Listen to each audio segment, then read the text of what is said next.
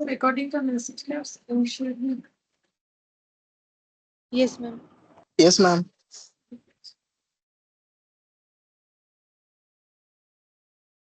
Last class में JNP जो है, जेएनपी का 3 कंसेप्ट होता है, जेएनपी का 3 तरीके से ट्रीटमेंट होता है, वो कर दिया था। और हमारे लिए इलस्ट्रेशन 7, 8, 9 3 और एक प्रैक्टिकल क्वेश्चन और बाकी एमसीक्यूज बाकी। तो यहाँ पर देखो बोल रहा है red white and black shared profit and losses in the ratio of 5:3:2 that they took out a joint life policy in 2018 for 50,000 premium 3,000 being paid annually on 10th June। तो इन्होंने 50,000 का पॉलिसी लिया जिसका प्रीमियम है 3,000, जो premium भरना पड़ता है एनुअली यानी हर साल 10 जून को। The surrender value of the policy on 31 December various years was as follows. तो जो सरेंडर वैल्यू है वो है पहले साल लीव, दूसरे साल 900, फिर उसके बाद 2,000, फिर 3,600। बोल रहा है ब्लैक रिटायर्स ऑन 15 अप्रैल। हमें बोला है prepare ledger account assuming no joint life policy account is maintain. ठीक है, तो फिर ये कौन सा मेथड हमें करना है? पहले हम यहाँ पर थोड़ा क्वेश्चन को लिख लेते हैं। ईयर,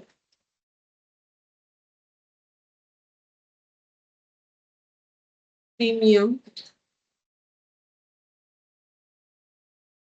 10th जून को भरा जाता है, सरेंडर वैल्यू 31 दिसंबर का दिया हुआ है। हम थोड़ा सा क्वेश्चन को एक बार अपने हिसाब से लिख रहे हैं। 2018, 2019, 2020, 2021। तो प्रीमियम हर साल जो है 3,000 करके देना पड़ेगा। 3,000, 3,000, 3,000 और 3,000। सरेंडर वाले पहले केस में कुछ नहीं मिलेगा। अगर हम लोग पहले बार प्रीमियम भर के बंद कर देते हैं पॉलिसी तो कुछ नहीं है सरेंडर वाले। फिर है 900, 2,000, 3,000, 600। 900, 2,000 और 3,600। ठीक है, और 3 पार्टनर है रेड, व्हाइट और ब्लैक। ये था 3 पार्टनर है रेड, व्हाइट और ब्लैक जिनका प्रॉफिट शेयरिंग रेशियो है 5:3:2। ब्लैक रिटायर कर रहा है, बी रिटायर ऑन 15 अप्रैल। 15 अप्रैल, ईयर भी देख लेते हैं, 15 अप्रैल 2020। सबसे पहले तो हमें ये समझना पड़ेगा कि बोला हुआ है कि जो जॉइंट लाइफ पॉलिसी अकाउंट है वो मेंटेन नहीं करना है। तो जेएलपी अकाउंट हम लोग कब बनाते हैं? जब हम लोग सेकेंड तो ट्रीटमेंट करते हैं। यानी अगर हम लोग जेएलपी अकाउंट तब बनता है जब हम लोग जॉइंट लाइफ पॉलिसी को क्या करते थे, देख लो यहाँ पर पूरे डिटेल्स में बताया हुआ है, यहाँ पर मिल जाएगा। ठीक है, सबसे पहला जो सिस्टम था उसमें हम लोग कहीं पर भी जेएलपी अकाउंट नहीं दिखेगा। देख लो पहला जो ट्रीटमेंट था जेएलपी एज एन एक्सपेंस। ठीक है, ये वाला जेएलपी एज एन एक्सपेंस, इसके आगे वाले में जेएलपी एज एन एक्सपेंस।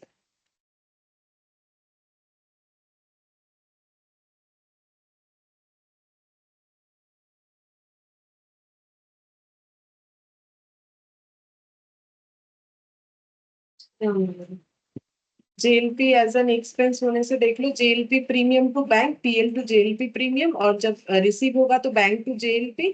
अगर सरेंडर वैल्यू रिसीव हुआ रिटायरमेंट के केस में देन सरेंडर वैल्यू डिस्ट्रीब्यूट हो जाएगा। ठीक है, और फिर यहाँ पर जो है अगर पॉलिसी, अगर डेथ हो गया तो पॉलिसी वैल्यू रिसीव होगा। आप सोच सकते हो कि फिर यहाँ भी तो जेएलपी अकाउंट मेंटेन हुआ है। नहीं, ये मेंटेन नहीं हुआ, ये जेएलपी जब रिसीव हुआ तब मेंटेन करने का मतलब है कि अगर जॉइंट लाइफ पॉलिसी हम लोग बना रहे हैं तो वहां जेएलपी अकाउंट ये सब एंट्री में आना चाहिए। मतलब जब हमें पॉलिसी रिसीव होगा तब तो हम लोग हर एक केस में, तीनों ही ट्रीटमेंट में, चाहे ये वाला हो, चाहे ये वाला हो, चाहे ये वाला हो, तीनों में ही हम लोग जेल बैंक टू जेएलपी करेंगे, वो बात अलग है। फिर जेएलपी टू पार्टनर में डिस्ट्रीब्यूट होता है। लेकिन अगर हम लोग प्रीमियम को एक्सपेंस की तरह ट्रीट करते हैं तो फिर हम लोग पूरा प्रीमियम ही एक्सपेंस की तरह ट्रीट करेंगे। ऐसा नहीं है कि सरेंडर वैल्यू के अकॉर्डिंग कुछ एक एसेट बना लेंगे जो कि when premium paid is treated as an asset वाले कंसेप्ट में होता है या फिर एसेट लाइबिलिटी वाले कंसेप्ट में होता है, जहां पर हम लोग जेएलपी अकाउंट मेंटेन करते हैं। जैसे देख लो इसमें कोई जेएलपी अकाउंट मेंटेन नहीं है, जेएलपी प्रीमियम है। ठीक है, जेएलपी प्रीमियम है, और ये जो जेएलपी अकाउंट है ये मेंटेन नहीं हो रहा है, ये जब रिसीव हो रहा है तब का एंट्री है, वो तो हर एक केस में होने वाला है। और यहाँ पर सेकेंड वाला देख लो, सेकेंड वाला। ठीक है, यहाँ पर इसके आगे ठीक है, ये लास्ट वाला है, इसके आगे मिलेगा। यहाँ पर अगर हम लोग देखेंगे, ये रहा बैंक अकाउंट टू जेल पे सरेंडर वैल्यू अगर रिसीव हुआ, ये पहले वाले केस वाला ही था। फिर यहाँ पर दूसरे वाले में यहाँ पर दिया हुआ था, ये देखो यहाँ पर हम लोगों ने जेल पे अकाउंट मेंटेन किया था। पहले केस में तो नहीं आया था बिकॉज सरेंडर वैल्यू नहीं था, तो कुछ एसेट बनाने का जरूरत नहीं था, लेकिन उसके बाद बना। ये देखो यहाँ पर जेल पे अकाउंट टू जेल पे प्रीमियम, तो जेल पे अकाउंट हम लोग मेंटेन कर रहे हैं, ठीक है। यहाँ पर मतलब जेएलपी को एसेट, मतलब यहाँ पर हम लोग क्या कर रहे थे, अगर हम लोग ये देख रहे हैं कि पहले साल 10,000 देने के बाद सरेंडर वैल्यू 0, तो कुछ एसेट मेंटेन नहीं होगा। 10,000 देने के बाद 8,000 अगर मेरा सरेंडर वैल्यू है, तो इसका मतलब हम 2,000 ही प्रीमियम का एक्सपेंस बुक करेंगे, बाकी 8,000 को एसेट ट्रीट करेंगे। तब हम लोग बोलते हैं कि जेएलपी अकाउंट, ये देखो मैंने बोल भी दिया था यहाँ पर, चलो ये दिखाने से ही हो जाता, जेएलपी अकाउंट इज मेंटेन, ठीक है। जब ये बोलेगा यानी जेल पे एज एन एसेट वाला हमें एक ट्रीटमेंट दिखाने के लिए बोला गया है, ठीक है। पहला बात है तो क्वेश्चन पढ़ के समझ में आना चाहिए कि क्या बोला, इसीलिए मैंने इतने सारे हिंट्स के साथ ये सारे चीज समझाए थे। अच्छा, अब यहाँ पर बोला है कि रिटायरमेंट यहाँ लिख दिया है मैंने, 15 अप्रैल को रिटायरमेंट हुआ है, तो 4 साल है, ठीक है। तो ये हो गया 2018, 2019, 2020, 2021, ठीक है। जिसमें ये यहाँ पर भी 10th जून को प्रीमियम पे हुआ, यहाँ भी 10th जून को प्रीमियम पे हुआ। ये 18 ईयर है, ये हो जाएगा 2019, ये हो जाएगा 2020, ये हो जाएगा 2020, ये भी 10th जून को पे हुआ। अच्छा, अब 15 अप्रैल 2022, ठीक है, तो फिर यहाँ पर भी जो है पे हो जाएगा 10th जून को। इसके बाद रिटायरमेंट कब हुआ है, रिटायरमेंट हुआ है 15 अप्रैल 2022 को, ठीक है। और प्रीमियम कब पे होता है, 10th जून को, मतलब अप्रैल के बाद जून आता है, तो 2022 में प्रीमियम पे होने के पहले ही रिटायरमेंट हुआ है, ठीक है। तो इसका मतलब लास्ट प्रीमियम यहाँ तक पे हुआ था। ये कौन सा डेट है, ये रिटायरमेंट का डेट है, ठीक है। तो यहाँ पर रिटायरमेंट हो गया, प्रीमियम का डेट अगर होता तो 10th जून होता, ठीक है, 10th जून वाला होता, जो कि अप्रैल के बाद होता है। लेकिन अगर अप्रैल में ही रिटायरमेंट हो गया, तो इसका मतलब ये पॉलिसी डिसमिस, क्योंकि यहाँ पर रिटायरमेंट हो गया है, तो ये पॉलिसी हो चुका है डिसमिस, ठीक है। तो अब हम लोग जो ब्लैक रिटायर कर गया, तो ये पॉलिसी यहीं पर खत्म हो गया। तो हमें सरेंडर वैल्यू के तौर पे कौन सा अमाउंट मिलने वाला है, हम लोगों ने कितने सारे प्रीमियम भर दिए, 18 का प्रीमियम भरा, 19 का भरा, 20 का भरा, 21 तक का प्रीमियम भर दिया, तो फिर सरेंडर वैल्यू कितना मिलना चाहिए, ऑब्वियसली 3,600 हमें सरेंडर वैल्यू मिलना चाहिए। और हमें बोला है कि जेल पे अकाउंट मेंटेन नहीं होगा, उस हिसाब से हमें एंट्री करके दिखाना है, यानी जेल पे ट्रीटेड एज एन एक्सपेंस वाला पोर्शन हमें करना है। हम लोग को यहाँ लेजर बनाने के लिए बोला है, तो हमारा एंट्री क्या क्या होता है, तो सबसे पहला एंट्री होता है जेल पे प्रीमियम टू बैंक। तो सबसे पहले हम एक जेल पे प्रीमियम का अकाउंट बनाएंगे, ये साइड में करते हैं, जेल पे प्रीमियम का अकाउंट बनाएंगे।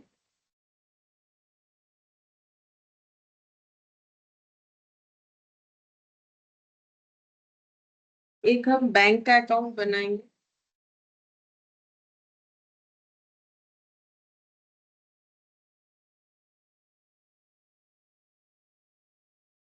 एक पीएल का अकाउंट बनाएंगे,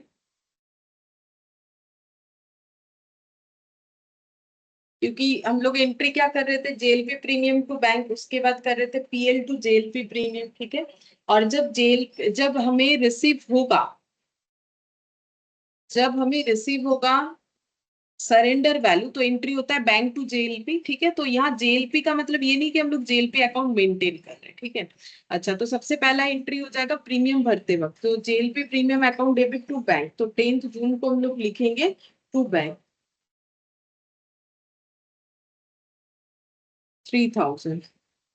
तो बैंक में हो जाएगा 10th जून को बाई जेएलपी प्रीमियम, जेएलपीपी लिख दिया मैंने, ठीक है, शॉर्ट में। अच्छा, अब नेक्स्ट ये पीएल में ट्रांसफर होगा ईयर एंड में, ईयर एंड इनका 31 दिसंबर को होता है, तो ये 18 ही है, ठीक है। 31 दिसंबर को पीएल डेबिट टू यहाँ पर जेएलपी प्रीमियम, तो बाई पीएल 3,000 हो जाएगा, ठीक है। तो पीएल में क्या हो जाएगा,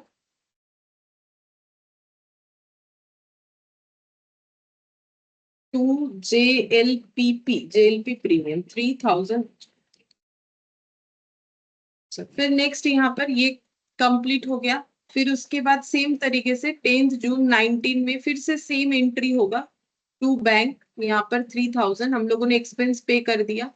फिर इस एक्सपेंस, अच्छा, इसका क्रॉस पोस्टिंग बैंक में चला जाएगा, 10 जून को होगा। ये 18 है 10 जून, ये 19 हो जाएगा बाई JLP प्रीमियम 3000। ठीक है। अब ये एक्सपेंस 31 दिसंबर 19 को PL में क्लोज हो जाएगा बाई PL 3000। ठीक है। और ये यहाँ पर क्रॉस पोस्टिंग हो जाएगा 31 दिसंबर 19 को टू JLP प्रीमियम 3000। अच्छा, फिर इसके बाद फिर से 4 बार प्रीमियम पे हुआ, तो ऐसा सेम चीज 4 बार करना पड़ेगा टू बैंक 3000। यहाँ पर हो जाएगा बाई JLP प्रीमियम 3000। अच्छा, और यहाँ पर PL में क्लोज हो जाएगा बाई PL 3000। PL में क्रॉस पोस्टिंग हो जाएगा to JLP premium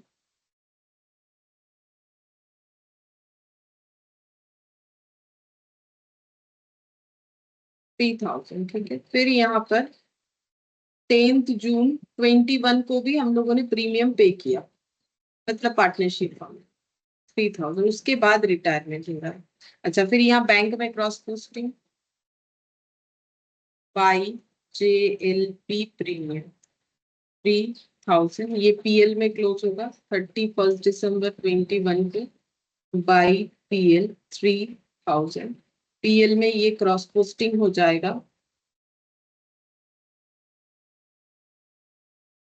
to JLP premium 3000। ठीक है।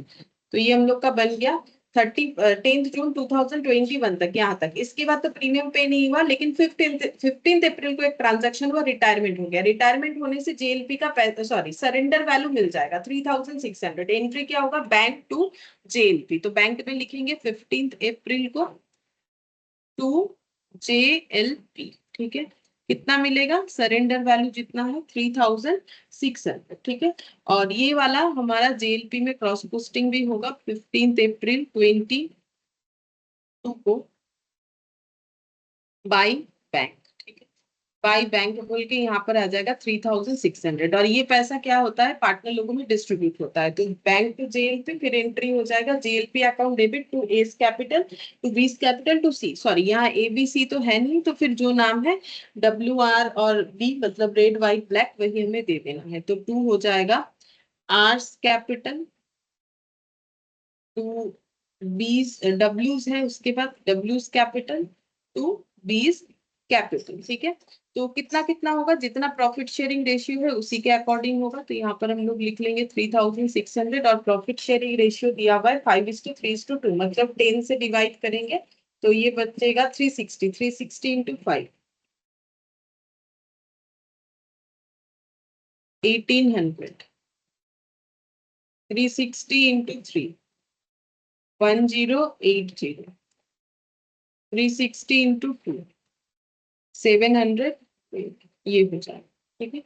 अच्छा, अब ये दोनों अकाउंट तो क्लोज हो गया, लाइक JLP वाला क्लोज हो गया, JLP प्रीमियम क्लोज हो गया, बट PL क्लोज नहीं होगा। PL ऐसे ही दिखेगा, क्यों, क्योंकि हमें तो इसमें पता नहीं ग्रॉस प्रॉफिट कितना है कि उसको हम लोग एडजस्ट करके नेट प्रॉफिट निकाले। हमारे पास बस एक ही एक्सपेंसेस का डेटा है, तो ये ऐसे ही दिखेगा। और बाकी ये बैंक वाला भी ऐसे ही दिखेगा, क्योंकि हमारे पास बैंक का कोई ओपनिंग बैलेंस वगैरह है नहीं कि हम लोग ऐड वैड करके दिखाते। मतलब ये लेजर्स दोनों ऐसे ही जस्ट दिखने चाहिए। ठीक है। तो हमें बोला था कि JLP अकाउंट मेंटेन नहीं करना है, मतलब जब हम लोग प्रीमियम का एडजस्टमेंट करते हैं तो JLP अकाउंट, यहाँ JLP अकाउंट बन रहा है, वो तो जब हम लोग रिसीव कर रहे हैं, वो तीनों केस में ही ये एंट्री होता है। जब भी हमें पॉलिसी वैल्यू मिले या सरेंडर वैल्यू मिले, एंट्री बैंक टू JLP तीनों में होता है। तो उस JLP अकाउंट का बात नहीं हो रहा है। JLP अकाउंट का बात होने का मतलब हो गया कि JLP treated as an asset, तब वो वाला होगा। मैंने अभी जैसे तुम लोग को दिखाया, ऑलरेडी मेरा लिखवाया हुआ है, ठीक है। तो ये वाला क्वेश्चन इस तरीके से हुआ।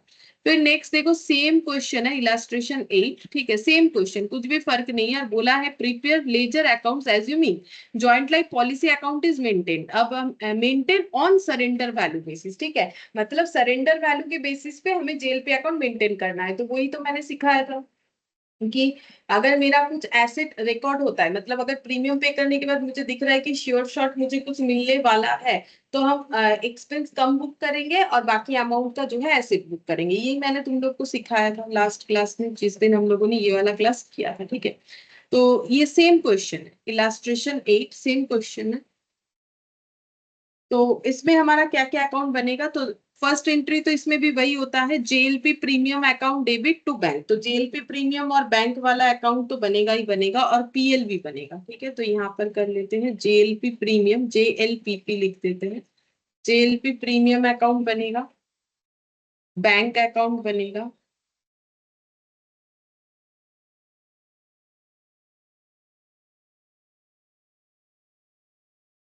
पीएल भी बनेगा,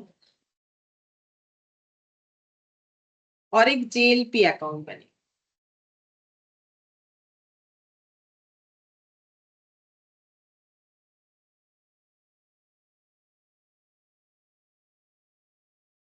तो इसमें क्या होगा, इसमें भी वही, सबसे पहले हम लोग प्रीमियम पे करेंगे 10 जून को। तो एंट्री ये हो जाएगा, 10 जून को जब हम लोग प्रीमियम पे करेंगे तो 10/6/18, तो एंट्री हो जाएगा to bank, JLP premium to bank कितना हो जाएगा, सेम क्वेश्चन है 3000। तो बैंक में हम लोग क्या लिखेंगे, 10 जून 18 को लिखेंगे बाई जेएलपी प्रीमियम।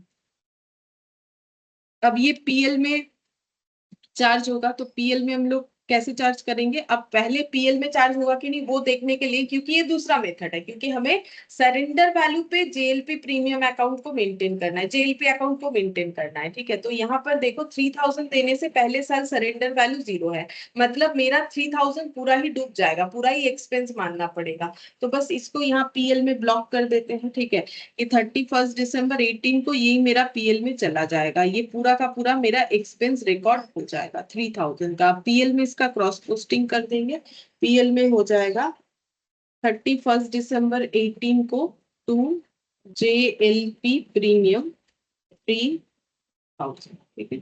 अब नेक्स्ट ईयर आया, नेक्स्ट ईयर जब आया तो हम लोग फिर से प्रीमियम भरेंगे, प्रीमियम तो मेरा सेम ही चल रहा है, तो 10 जून 18 को मुझे प्रीमियम भरना है टू बैंक बोल के 3000, ठीक है। तो यहाँ पर भी बैंक अकाउंट में आ जाएगा 10 जून 19 हो जाएगा, ये 19 को हो जाएगा बाई जेएलपी प्रीमियम 3000, ठीक है, ये हो गया जेएलपी प्रीमियम 3000। अब यहाँ पर क्या होगा, 3000 जब हम लोग पे करेंगे तो चेक करेंगे क्या हमारा कुछ बेनिफिट है, अगर हम लोग यहाँ पर आके पॉलिसी क्लोज करते हैं, हाँ कम से कम हमें 900 तो मिल ही जाएगा। तो हम लोग 900 का एसेट बुक करेंगे, ये एक्सपेंसेस को दो पार्ट में डिवाइड करेंगे, 900 और बाकी बचा 2100। 900 का एसेट बुक करेंगे क्योंकि ये फ्यूचर में मुझे रिसीवेबल होगा, अगर ये पे करने के बाद अगर आज ही हम लोग इस प्रीमियम इस पॉलिसी को डिसकंटिन्यू करते हैं, और बाकी जो नहीं मिलेगा उसे एक्सपेंस बुक करेंगे, ठीक है, यही सीखा था हम लोगों ने। तो इसी को बोलते हैं JLP account maintain at surrender value. तो इसका एंट्री हमारा क्या होता है, तो इसका एंट्री हमारा इस तरीके से था कि पीएल में डेबिट होगा 2100, ठीक है, 2100 पीएल में डेबिट होगा, बाकी जेएलपी बोल के आएगा, मतलब यहाँ पर मुझे लिखना पड़ेगा 31 दिसंबर 19 को हम यहाँ पर लिखेंगे बाई पीएल रहेगा और बाई जेएलपी रहेगा, ठीक है, क्योंकि मेरा ऐसे हो जाएगा पीएल डेबिट होगा, जेएलपी डेबिट होगा, टू जेएलपी प्रीमियम होगा, जिसको मैंने दो भागों में लिख के दिखाया था, ठीक है, हम लोग कंबाइनली भी कर सकते हैं। तो अगर मुझे 3000 मिल जाएगा तो 900 मेरा जो है, ये देखो 900 मेरा एक्सपेंस होगा, और बाकी ये देखो 900 मुझे मिल जाएगा, अच्छा सॉरी तो उल्टा होना चाहिए।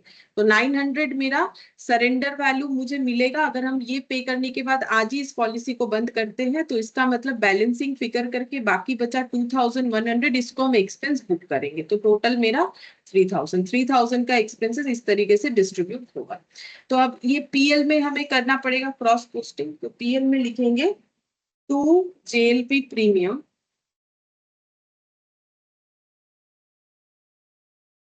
2100, ठीक है, अच्छा, और जेएलपी अकाउंट में हमें लिखना पड़ेगा ये वाला, ये क्रॉस पोस्टिंग हो जाएगा to JLP premium 900, to JLP premium 900, 31 दिसंबर 19, टू जेएलपी प्रीमियम 9, ये हो जाएगा।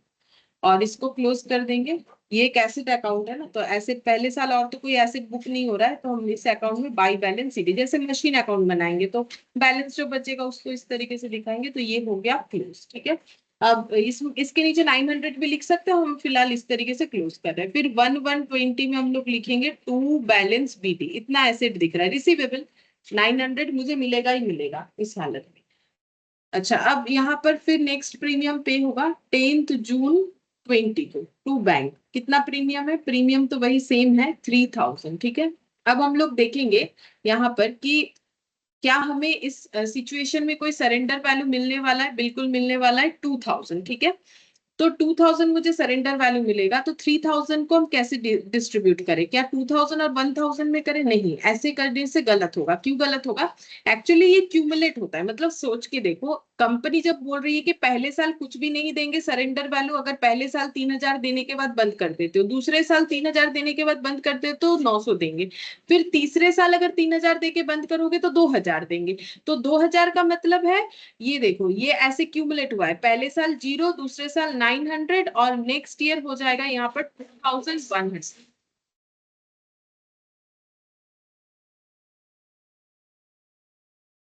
तब होगा 3000। एक सेकेंड,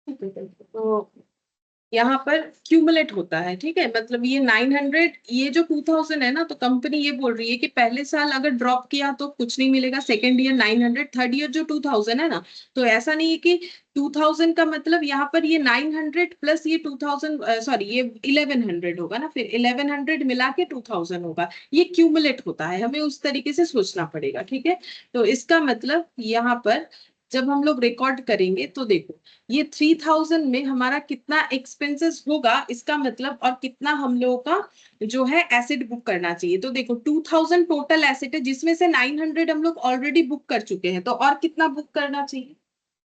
मेरा बात समझ में आया? क्यूमुलेटिव तो कभी पढ़े होंगे, स्टैट वगैरह कभी किए होंगे। तो अगर 2000 में तो मेरा 900 इंक्लूडेड है, 900 का एसेट तो हम ऑलरेडी बुक कर चुके हैं, इसमें है 0 प्लस 900 प्लस 1100, है ना, तभी तो मिलके 2000 होता है। तो 900 का एसेट तो ऑलरेडी बुक कर चुके हैं, तो और कितना एसेट बुक करना बाकी है? इसलिए जो दिख रहा है 1100 बाकी है। मैंने लिख के तो दिखा था, 1100 बाकी है। ठीक है, तो यहाँ पर 1100 लिखेंगे बाई पीएल, बाकी पीएल में चला जाएगा बाई जेएलपी। ठीक है, तो यहाँ पर जेएलपी में आ जाएगा हम लोग का 1100। ये कैसे आया? 2000 इस बार बुक करना था एसेट, लेकिन इसमें से 900 ऑलरेडी बुक कर चुके हैं, तो कितना बुक करना पड़ेगा? 1100। तो 3000 में अगर 1100 हम एसेट बुक करेंगे तो मेरा एक्सपेंस कितना हो रहा है? तो 3000 में अगर 1100 हम एसेट बुक करेंगे तो मुझे सिर्फ और सिर्फ 1900 का एसेट एक्सपेंस बुक करना पड़ेगा। तो ये 3000 क्लोज, यहाँ पर ये भी 3000 क्लोज। अब पीएल में इसका क्रॉस पोस्टिंग हो जाएगा, 31 दिसंबर 20 को हो जाएगा टू जेएलपी प्रीमियम, ये हो जाएगा मेरा 1900। ठीक है, यहाँ पर हो जाएगा टू जेएलपी प्रीमियम 1900। और ये जेएलपी में हमें इसको क्रॉस पोस्टिंग करना पड़ेगा, ये जो बाई जेएलपी है, तो यहाँ पर लिखेंगे टू जेएलपी प्रीमियम, ये हो जाएगा मेरा 1100। ठीक है, तो देखो टोटल ऐसे 2000 होना चाहिए, 2000 ही हो रहा है सेकेंड ईयर में, पहले साल में 900, सेकेंड ईयर में 2000। ठीक है, तो 31 दिसंबर 20 यहाँ पर हो जाएगा बाई बैलेंस सीडी, तो ये हो गया 2000। अब ये ब्रॉट डाउन हो जाएगा 1121 में टू बैलेंस बीटी।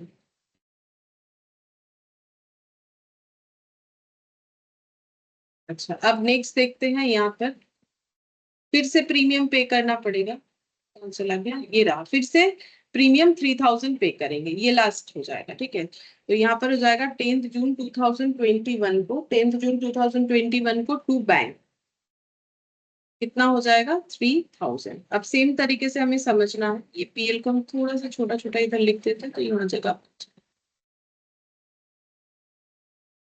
ये 3000। अच्छा, 31 दिसंबर 19 को हमें एक्सपेंस बुक करना है। जितना एक्सपेंस होगा बाकी का हमें जेएलपी का एसेट बुक करना पड़ेगा। अब कितना बुक करेंगे, ऑलरेडी कितना बुक कर चुके हैं, तो ये यहाँ पर देखेंगे क्यूमुलेट अमाउंट तो पता चलेगा। तो ये 3600 है। ये कैसे बना है, पहले साल 0, फिर 900, फिर उसके बाद कितना, ये 2000 भी तो 900, मतलब 900 प्लस, मतलब इसमें 0 प्लस 900 प्लस 1100 करके आया। ठीक है, तो इसमें भी 0 प्लस 900 प्लस 1100, 2000।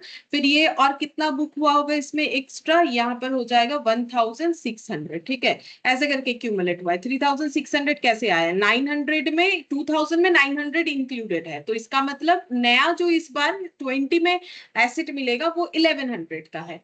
और थर्ड ईयर में जो नया एसेट मिलेगा वो 1600 का है। ठीक है, तो हमें ये 1600 बुक करना पड़ेगा। तो 1600 का एसेट हम लोग बुक करेंगे। तो सीधा बात है, 2000 तक हम लोग बुक कर चुके हैं। अभी ये क्यूमुलेटिव में टोटल 3600 दिख रहा है, जिसमें अप टू 2000 तक बुक हो गया है, ऐसे भी सोच सकते हैं। तो भी हमारा आंसर आ जाएगा। तो यहाँ पर हो जाएगा 3000 माइनस 2600, तो यहाँ पर हो जाएगा 1600। और ये बैलेंस करके फिर कितना आ जाएगा, 3000 और माइनस 1600, 14।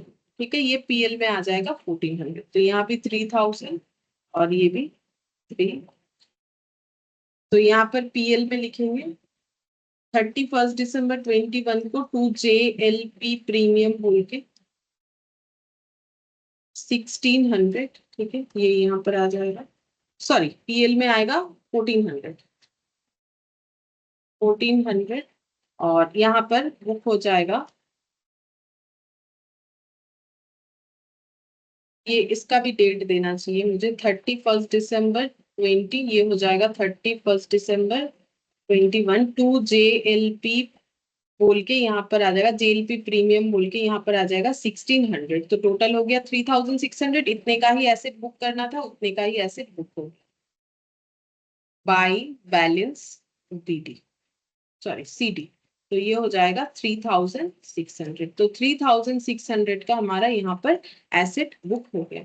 अच्छा, बैंक में मैंने एंट्री नहीं किया, भूल गए, तो कर लेते हैं। वैसे भी ये कुछ खास है नहीं इस एंट्री में। 20 में एक बार हो जाएगा by JLP premium 3000, 10 June 2021 by JLP premium 3000। ठीक है, तो यहाँ पर हमें ये देख लेना है कि कितने का हम लोग का एसेट बुक हो रहा है, तो उसी हिसाब से होगा। ठीक है, अब वो क्यूमुलेट होते जाता है तो उस हिसाब से देखना है। तो सबसे सिंपल तरीका यही है कि इस बार 0 बुक होगा, इसके बाद 9,900। ठीक है, फिर ये 2000, मतलब ये पहले का मिला के 2000, तो ऑलरेडी 900 बुक कर चुके हैं, तो इस बार कितना एसेट बुक होगा, 2000 माइनस 900, और लास्ट टाइम हो जाएगा 3600 माइनस 2000, क्योंकि अप टू 2000 तो हम लोग कर चुके हैं। 2000 तक का एसेट कैसे बुक हुआ है, 900 पहले बार बुक हुआ है, फिर उसके बाद 1100 बुक हुआ है। अब नेक्स्ट जो है 1600 या फिर कितना आया उतना बुक हुआ है। ठीक है, तो इस हिसाब से हमें करना है। तो जैसा हमें क्वेश्चन बोला था हम लोगों ने वैसा कर दिया। अब इसमें हमारा जो है बैंक वाला जो अकाउंट है वो क्लोज नहीं होगा। सिमिलरली वही बात बोलेंगे कि जो हमारा डेटा है, हमारे पास सफिशिएंट डेटा है नहीं, ठीक है, कि हम लोग बैंक अकाउंट को क्लोज करें, और ना ही तो हमारे पास पीएल को क्लोज करने के लिए सफिशिएंट डेटा है। ठीक है, तो हम लोग पीएल को भी क्लोज नहीं कर पा रहे इस वजह से। ठीक है, तो ये ऐसे दिखेगा। तो क्वेश्चन पढ़ के समझ लेना पड़ेगा, इसलिए लास्ट दिन मैंने काफी टाइम देके एक एक एग्जाम्पल से ही समझाया हुआ है। अगर नहीं क्लास को दोबारा तीन सुनो तब अगर समझ में आए। ठीक है, आना तो चाहिए, बट क्लास क्लास की तुम लोग आंसर ठीक ठाक नहीं देख पाते। अच्छा, इलास्ट्रेशन 8 ये हम लोग का कंप्लीट हो गया। नेक्स्ट हम लोग करेंगे इलास्ट्रेशन 9।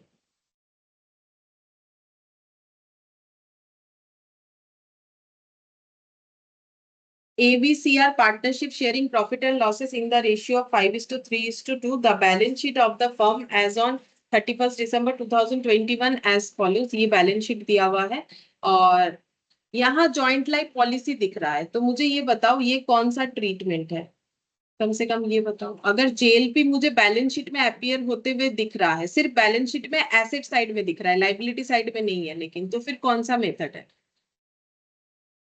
कौन सा ट्रीटमेंट किया हुआ है इसमें?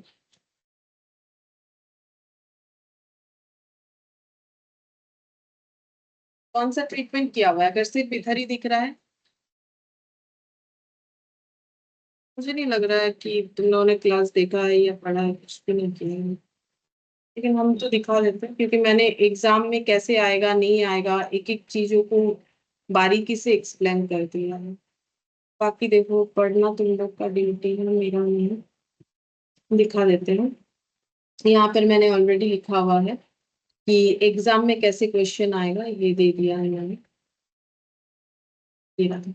अगर JLP इधर दिख रहा है सरेंडर वैल्यू पे, ठीक है, तो इसका मतलब ये जो है सरेंडर वैल्यू पे JLP दिखने का मतलब ये JLP एज एन एसेट, अभी जो इलास्ट्रेशन 8 किया वही बोल रहा है, ठीक है। बैलेंस शीट में नथिंग शोइंग बैलेंस शीट ये भी लिखा था, इसीलिए बार बार इसीलिए लिख लिख के दिखाया था कि नथिंग शोइंग बैलेंस शीट, इस वजह से ही दिखाया था कि बैलेंस शीट में कुछ नहीं दिखता है यहाँ पर, क्योंकि यहाँ कुछ एसेट बुक नहीं होता है ना तो लाइबिलिटी बुक होता है। लेकिन JLP को जब हम लोग एसेट की तरह ट्रीट करते हैं तो वो सिर्फ एसेट साइड में सरेंडर वैल्यू पे दिखता है। जब लाइबिलिटी के तरह ट्रीट करते हैं तो एसेट और लाइबिलिटी दोनों मिला के ट्रीट करते हैं, ठीक है। या तो एसेट की तरह ट्रीट करते हैं या फिर एसेट लाइबिलिटी मिला के, जो कि थर्ड ट्रीटमेंट था। तो इस क्वेश्चन में तो यहाँ पर तुम लोग आंसर तो दे नहीं पा रहे हो, तो मेरे हिसाब से देखना चाहिए क्लास। तो ये JLP जो है इधर दिख रहा है, यानी JLP एज एन एसेट है। इधर अगर JLP रिजर्व दिखता तो फिर एसेट और लाइबिलिटी दोनों ट्रीटमेंट होता, ठीक है। तो यहाँ पर बोला है A wants to retire, B and C agreed to continue at 2:1, B और C कंटिन्यू करना चाहता है। फिर बोल रहा है joint life policy was taken on 1/1/2017 for 1 lakh and it's surrender value was 31st December। अच्छा तो देखो यहाँ पर बता दिया है कि ज्वाइंट लाइफ पॉलिसी जो है वो 1 लाख का लिया है, मतलब ये पॉलिसी वैल्यू है, और इसका सरेंडर वैल्यू 31st December 2021 को कितना दिख रहा है, 25,000।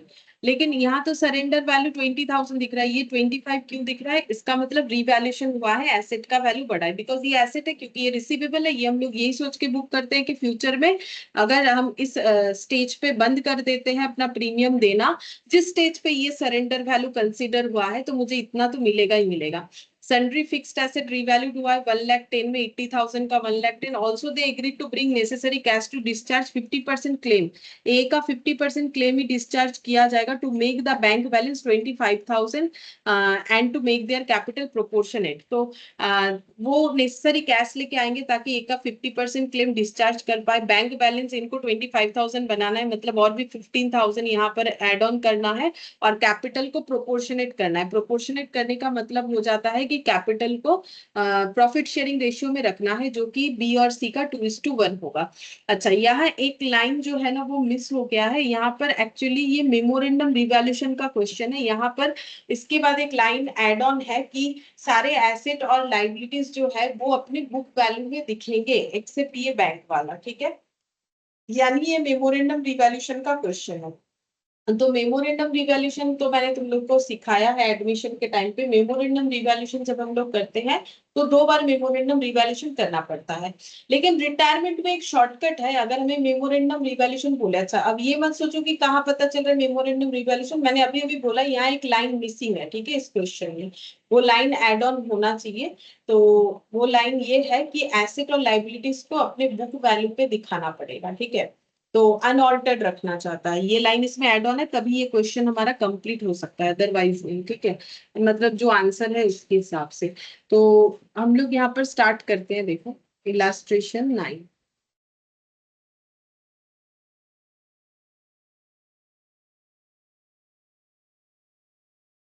सबसे पहले एक वर्किंग नोट बनाएंगे। Working note number 1, calculation calculation of gaining ratio. Calculation of gaining ratio, ठीक है, क्योंकि रिटायरमेंट है तो गेनिंग होगा। A, B और C ओल्ड रेशियो जो है वो है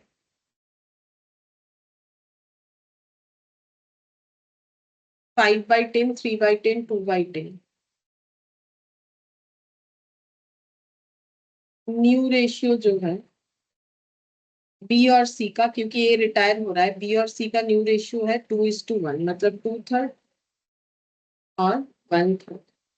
अच्छा, तो डिफरेंस निकाल लेते हैं। डिफरेंस हो गया 3/10 माइनस 2/3, 9, और ये 20, मतलब -11/30, और 2/10 माइनस 1/3,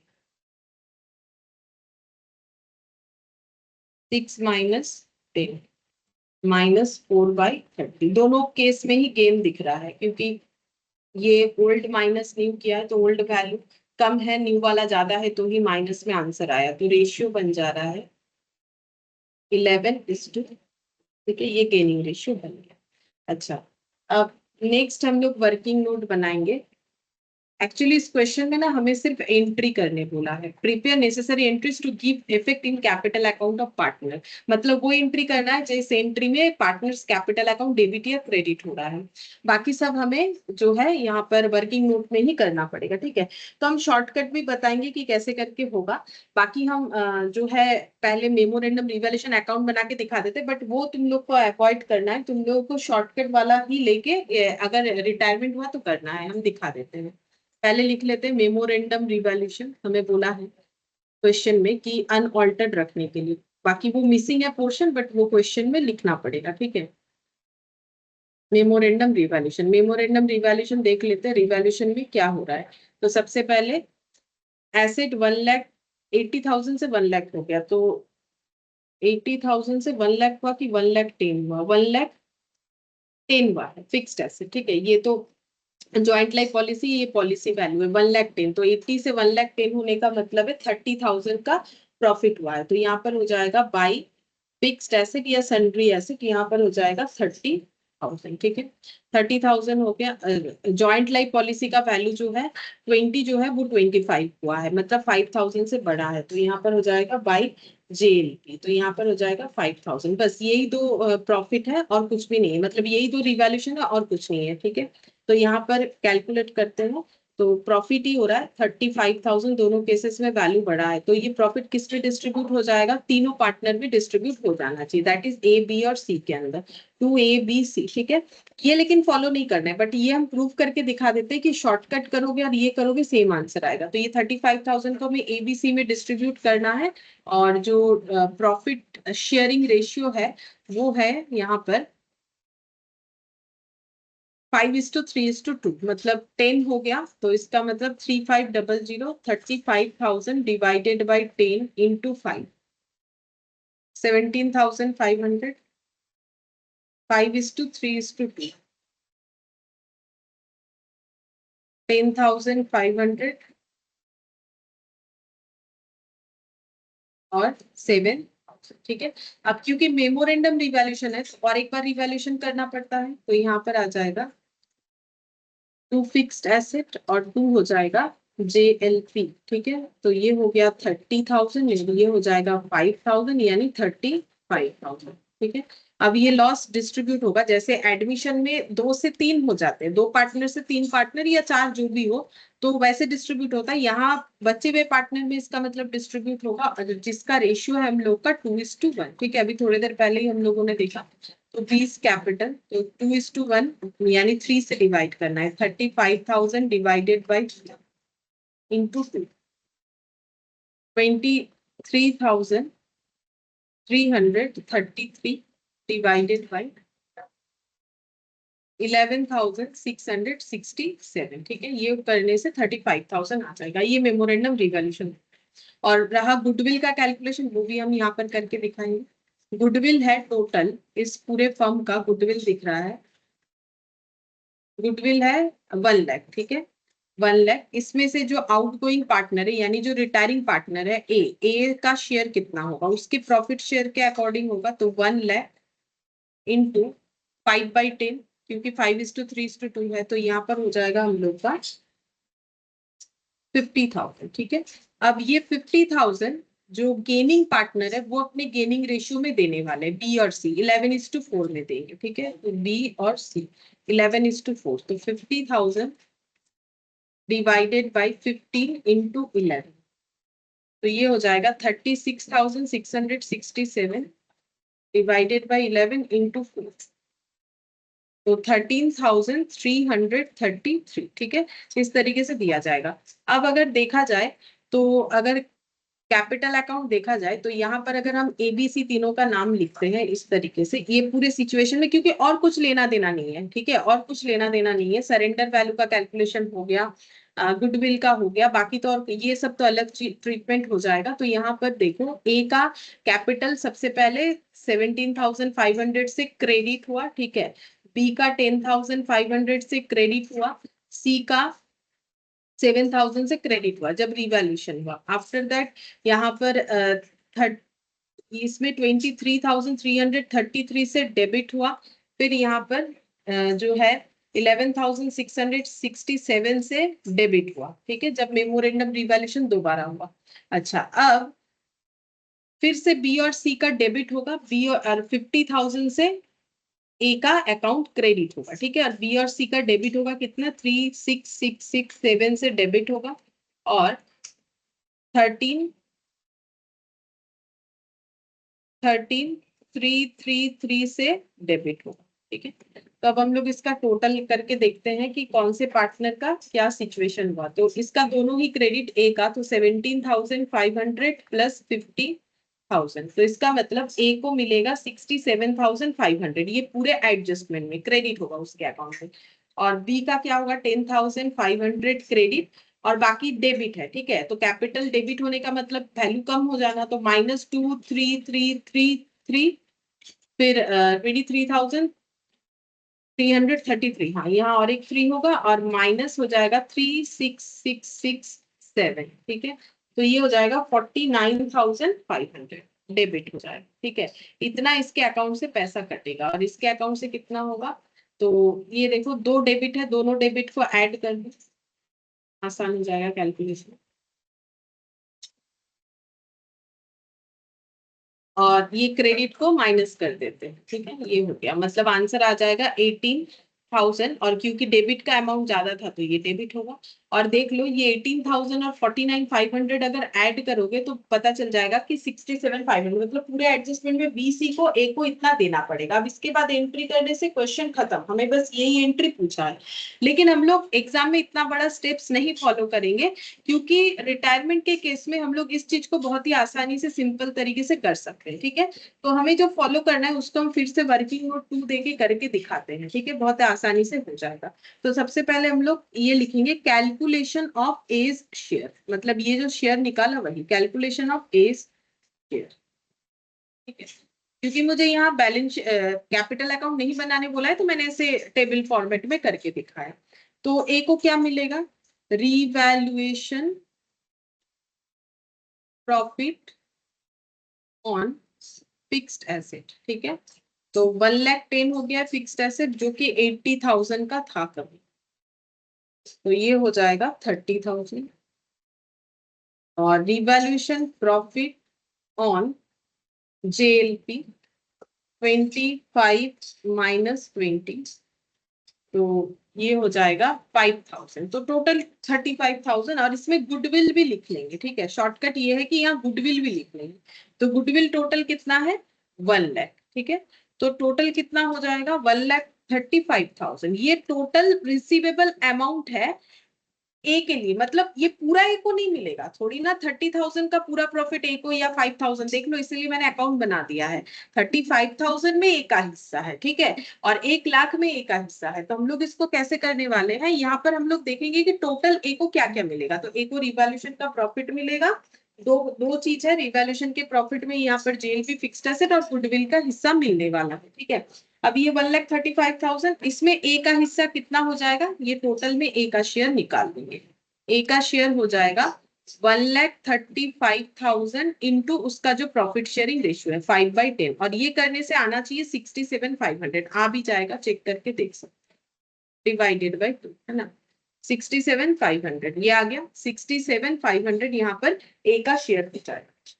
अब ये देगा कौन, देगा बी और सी, कौन से रेशियो में, गेनिंग रेशियो में, ठीक है, बी और सी गेनिंग रेशियो में देगा। गेनिंग रेशियो कितना है, गेनिंग रेशियो है 11:4, तो 11/5 और ये हो जाएगा 11/15 और 4/15। अब चेक करके देखना चाहिए कितना आ रहा है, डिवाइडेड बाई 15 इंटू 11, 49,500 बी के तरफ से जाएगा, ठीक है, डिवाइडेड बाई 11 इंटू 4, 18,000, ये सी के तरफ से जाएगा।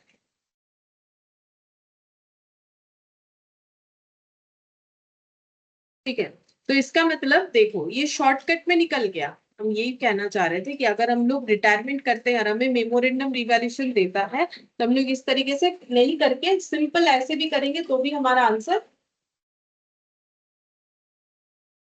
आ जाएगा, सेम इम्पैक्ट से आंसर आ जाएगा। ठीक है, तो अब क्या है क्यों है उतना हम और अभी नहीं बता रहे, ठीक है, कि कैसे हो रहा है। बाकी देखो मैंने यहाँ पर लेकिन अकाउंट बना के दिखा दिया कि अगर तुम लोग मेमोरेंडम रिवैल्यूएशन करके करोगे तो भी जो आंसर आएगा, इस तरीके से टोटल करके करोगे तो भी आंसर आ जाएगा। इसका हम नोट्स लिखवा देंगे कि कैसे करके तुम लोग को इसको सॉल्व करना है। ठीक है, तो सेम वही चीज हम लोगों ने कैलकुलेट कर लिया जो मैंने थोड़ा सा टाइम टेकिंग वाले प्रोसेस से दिखाया, लेकिन एग्जाम में तुम लोग को टाइम टेकिंग वाला प्रोसेस फॉलो नहीं करना, ये वाला फॉलो करना। ठीक है, अच्छा अब हम लोग क्या करेंगे, अब हम लोग बनाएंगे यहाँ पर पार्टनर्स कैपिटल, ये भी वर्किंग नोट में बनाएंगे क्योंकि हमें तो सिर्फ एंट्री करने बोला है। तो वर्किंग नोट नंबर 3, तो वर्किंग नोट नंबर 2 ये वाला फॉलो करना है जो व्हाइट कलर से किया है। अब पार्टनर्स कैपिटल,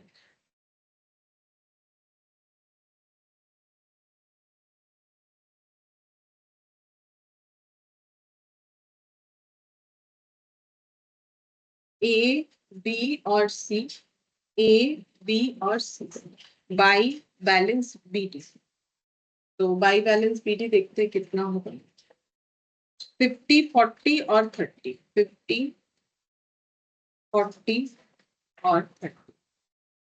अच्छा अब ये एंट्री हो जाएगा, ये क्या हो जाएगा, एस कैपिटल, ये एंट्री क्या होगा, 2 एस कैपिटल हो जाएगा, ए को पैसा मिलेगा, बी और सी का डिडक्ट हो जाएगा, बी सी कैपिटल डेबिट हो जाएगा। ठीक है, डेबिट हो जाएगा, कितने से होगा, बी का 49,500 से, इसका 18,000 से, और ये टोटल इसका क्रेडिट हो जाएगा 67,500। तो ये एंट्री कर लेंगे, तो ये एंट्री 2 यहाँ पर हो जाएगा एस कैपिटल, तो बी के यहाँ पर आ जाएगा, बी देने वाला है 49,500, सी देने वाला है 18,000, और यहाँ से डिडक्ट होगा बी और सी का, तो हो जाएगा 2 बीस कैपिटल, ए को मिलेगा, सॉरी ये तो डिडक्शन का एंट्री है, ए को मिलेगा बी से 49,500, ठीक है, और सी से कितना मिलेगा,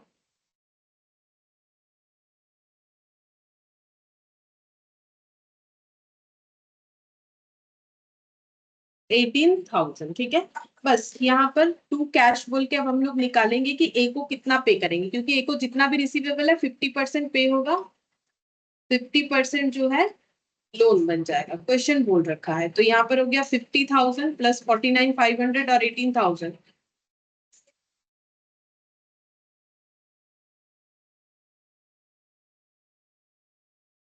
1,17,500, इसका 50% पे हो जाएगा, तो 58,750, और बाकी लोन बन जाएगा 2 एज लोन, बाकी पे नहीं होगा, क्वेश्चन बोल दिया। ठीक है, अच्छा अब ए का अकाउंट तो क्लोज हो गया आराम से। ठीक है, अब हमें बी और सी का क्लोज करना है, लेकिन उसके लिए पता करना पड़ेगा कि बी सी को कितना कैश लाना पड़ेगा, ताकि ये कैश का जरूरत जो हम लोगों ने 58,750 लिखा है वो पूरा हो, प्लस जो है इसके साथ साथ क्या होना चाहिए कि 15,000 बैंक बैलेंस जो है ना, इसको 15,000 और एड ऑन करना है इनको 10,000। अच्छा ये बैंक दिया है तो मुझे भी ये बैंक लिखना चाहिए कैश के, तो इसके लिए क्या करना पड़ेगा, कितना उनको कैश लाना है वो चेक करना पड़ेगा, और क्लोजिंग जो इनका कैपिटल है वो कितना होगा, क्लोजिंग कैपिटल होगा इनके प्रॉफिट शेयरिंग रेशियो से प्रोपोर्शनेट होगा, बट हमें ये नहीं पता कि टोटल कैपिटल कितना होगा। ए के रिटायरमेंट के बाद। तो ऐसा क्वेश्चन हम लोगों ने सेम एडमिशन में भी किया था और मेमोरेंडम रिवॉल्यूशन में ही शायद किया था, मुझे याद तो नहीं आ रहा है, या फिर किसी और में भी कर सकते हैं। तो यहाँ पर हम लोग क्या बनाएंगे, पहले बैलेंस शीट बना दें, ठीक है। बैलेंस शीट बना के हम लोग कैपिटल को कैलकुलेट कर लेंगे। तो फिक्स्ड एसेट 80,000 ही रहेगा, क्योंकि हम लोग क्या कर रहे हैं, हम लोग मेमोरेंडम रिवॉल्यूशन कर रहे हैं। तो सन्ड्री फिक्स्ड एसेट हम लोग का 80,000 ही रह जाएगा। Inventory 50, trade receivable 30, inventory 50, trade receivable 30, और जेएलपी 25,000, और बैंक बैलेंस हो जाएगा 10,000 था, और 15,000 ऐड करके 25,000, क्योंकि इसमें बोला है कि इन्होंने बैंक बैलेंस को बढ़ा के 25 तक करना है, ठीक है। तो 1,90,000 जैसा था वैसा ही रहेगा, बस इसमें कितना ऐड हो जाएगा, 15 एक्स्ट्रा ऐड हो जाएगा, बाकी सारा कैलकुलेशन सेम रहेगा। या फिर चेक कर लो, 25 25 50 50 50 1,00,000 1,00,000, और यहाँ पर हो जाएगा 1,80,000 प्लस 30,000, ठीक है, 2,10,000। तो अब दोनों साइड ही हमारा 2,10,000 आना चाहिए। तो यहाँ पर क्या क्या था, लाइबिलिटी साइड में बैंक लोन, ट्रेड पेबल, तो यहाँ पर लिखेंगे बैंक लोन, ट्रेड पेबल। तो बैंक लोन जैसा है वैसा ही रहेगा 40,000, ट्रेड पेबल 30,000, तो ये हो जाएगा 40,000, ट्रेड पेबल 30,000। ये बैलेंस शीट बन रहा है आफ्टर ए के रिटायरमेंट के बाद, ठीक है, आफ्टर रिटायरमेंट ऑफ ए। और यहाँ पर एक एज लोन भी आ जाएगा, एज लोन भी आ जाएगा, जिसका अमाउंट है यहाँ पर दिख रहा है 58,750, ठीक है। अब यहाँ पर जो बैलेंस करके आएगा वो कैपिटल आएगा, ठीक है। कैपिटल हमें कैसे करके मिलेगा, बैलेंस करके मिल जाएगा। तो देखते हैं कितना होता है, 2,10,000 माइनस 58,750 माइनस हो जाएगा 30,000 माइनस 40,000, 81,250 होगा। अब इसमें किसका किसका हिस्सा होगा, बी और सी का। कैसे होगा, उनके प्रॉफिट शेयरिंग रेशियो में, जो कि 2:1 है करेंटली, मतलब इसके रिटायरमेंट के बाद एक एक, ठीक है। तो इंटू 2, तो ये हो जाएगा हम लोग का 54,167, और माइनस कर देते हैं 81,250, तो देखते हैं कितना आता है, 27,083। ये कैपिटल बन जाएगा। तो कैपिटल हमें इस तरीके से निकालना पड़ेगा, हम लोग बैलेंस करके कैपिटल को निकाल लेंगे। तो नया बैलेंस शीट कैसे होगा वो चेक करेंगे, फिर उसके बाद ये कैलकुलेशन हो जाएगा, ठीक है। तो यहाँ पर आ जाएगा, तो ये कुछ मिस्टेक हुआ है क्या, एक सेकंड देख लेते हैं सही आया है कि हम के हिसाब से कर रहे हैं, तो मुझे चेक करना पड़ेगा मेरा कैलकुलेशन सही है।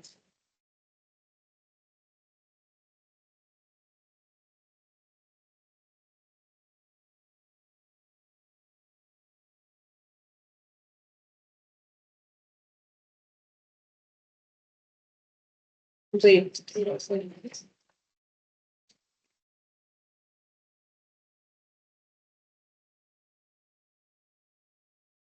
मुझे देख लीजिए, चलो हम एक बार चेक कर लेते हैं। 2,10,000 माइनस बैंक लोन 40 था, 40 और 30 70,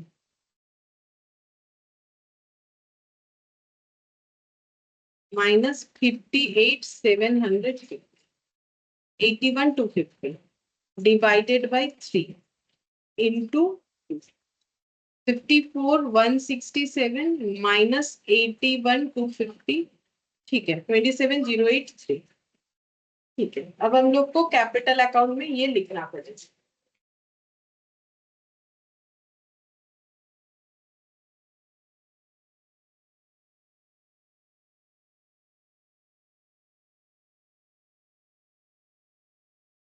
आंसर आना चाहिए 50,833, तो क्या गलत हो गया, कैपिटल का क्लोजिंग बैलेंस, सन्ड्री एसेट 1,90,000, और इसमें मेरा 15,000 ऐड होना चाहिए था, तो 2,05,000 आएगा क्या, मैंने 2,10,000 कर दिया, गलत हो गया। 80,000 प्लस 50 और 30, फिर से 80,000, ठीक है, प्लस 25 और 5 50,000, 2,10,000। 10,000 था, 25,000 बनाना है, तो 10,000 प्लस 15,000, 25,000। जेएलपी 25,000। ओ, जेएलपी मुझे 20 रखना है ना, बुक वैल्यू पे रखना है, सॉरी। ये 20 होगा, यहाँ 5,000 ज्यादा होंगे, वही गलत होते हैं। बाकी सभी मैंने बुक वैल्यू पे रखा है, बट वो गलती से मैंने 25 लिख दिया है। तो इसका मतलब ये 5,000 से कम हो जाएगा, तो 2,10,000 में 5,000 कम करने से हो जाएगा 2,05,000। 2,05,000, ठीक है। ये गलत हो रहा था, तो यहाँ पर आ जाएगा अगेन 2,05,000। ये भी चेंज होगा, ये भी चेंज। 2,05,000 माइनस 70,000 माइनस 58,750, तो ये आंसर आ रहा है 76,250, ठीक है। 76,250। अब 76,250 को हमें 2:3 में डिवाइड करना है, 2:1 में, तो डिवाइडेड बाई 3 into 2, तो ये हो जाएगा 50,000। हाँ, अब सही आया है। माइनस 76,250, तो ये हो जाएगा 25,417। ये आंसर हो जाएगा 25,417। अब हम लोग यहाँ पर कैपिटल का बैलेंस लिख सकते हैं, यहाँ पर आ जाएगा इसका 50,833 कैपिटल होगा, और इसका हो जाएगा 25,417। अब ये कैपिटल मेंटेन करके, बाकी सारी चीज मेंटेन करके, इनको कितना कैश लाना है वो देखना पड़ेगा। तो बी को तो लाना ही पड़ेगा, क्योंकि बी को पहले तो ए को देना है 49,500, जबकि उसके पास सिर्फ 40,000 है, तो ए को देने के बाद भी उसे, मतलब ए को 40,000 ही वो दे सकता है, तो ए को देने के लिए 9,500 लाना है, प्लस 50,833 का उसे अगर कैपिटल मेंटेन करना है, तो उसे कितना कैश लाना पड़ेगा? बैंक हो जाएगा, बाई बैंक बोल के यहाँ पर। तो ये आंसर हो जाना चाहिए 5833, ये तो लाना ही पड़ेगा, प्लस यहाँ पर हो जाएगा 9500, तो कैश लाना पड़ेगा 60,000। बैलेंस करने से भी सेम ही आंसर आएगा, ठीक है, बैलेंस करोगे तो भी सेम आंसर आएगा, चाहो तो बैलेंस करके देख लो। 100,333। सेम तरीके से सी को 30,000 कैपिटल है, उसमें से 18,000 ए को देना पड़ेगा, तो बचेगा कितना? 30,000 में से 18,000 ए को दे देने से बचता है 12,000। 12,000 उसे कैपिटल अपना रखना है 25,417, उसके पास 12,000 ही बचा हुआ है, तो इसका मतलब उसे आप कितना लाना पड़ेगा? 13,417। तो 13,417 ये बैलेंस करोगे तो भी सेम आंसर आएगा। 43,417, 43,417, ये हो जाएगा, ठीक है। अच्छा, अब हमें एंट्री करना पड़ेगा, तो अभी तक तो हम लोग यही सब कर रहे थे, अब मेन सोल्यूशन में आते हैं। तो मेन सोल्यूशन जो है वो एंट्री करने के लिए बोला है, तो हम लोग एंट्री कर लेते हैं। सबसे पहला एंट्री हो जाएगा कि B's capital account debit, B's capital account debit. B का कैपिटल 49,500 से डेबिट होगा। सीज कैपिटल अकाउंट डेबिट, ये हो जाएगा 18,000 से। टू एज कैपिटल, जो कैलकुलेशन मैंने 2 बार करके दिखा है, ठीक है। टू एज कैपिटल, तो ये हो जाएगा 67,500। इसमें नरेशन लिखना है, being share of profit including goodwill due to A borne by B and C, ठीक है, ऐसे करके लिखना है। इन द रेशियो ऑफ 11:4, मतलब सीधा बात है कि ये क्या क्या चीजों का डिस्ट्रीब्यूशन है? रिवैल्यूएशन प्रॉफिट एंड गुडविल, ठीक है, being the distribution of revaluation profit and goodwill due to A borne by B and C in the ratio 11:4, ऐसे लिख लेना है, ठीक है। अच्छा, अब और क्या है? पार्टनर्स लोगों का कैपिटल वाला एंट्री, तो वो कैपिटल अकाउंट देखेंगे तो पता चलेगा। ये एंट्री हम लोगों ने लिख लिया। अब ये वाला A's capital to bank to A's loan, ये वाला करेंगे। एज कैपिटल टू बैंक और टू एज लोन। तो लोन का अमाउंट है 58, ये दिख रहा है मुझे बैलेंस शीट से। 750 पे भी आधा ही किया है, 58,750, और टोटल हो जाएगा इसका डबल करने से 1,17,500। इसका नरेशन क्या लिखेंगे? Being settlement of A's claim by 50% paid and 50% taken loan, ठीक है, लोन लेके बाकी 50% लोन ले लिया गया। और एक एंट्री होगा, ये जो कैश लाने वाले हैं, तो bank account debit to B's capital to C's capital, bank account debit V's capital to C's capital. कितना कितना पैसा लाया जाएगा? 60,333 13,417।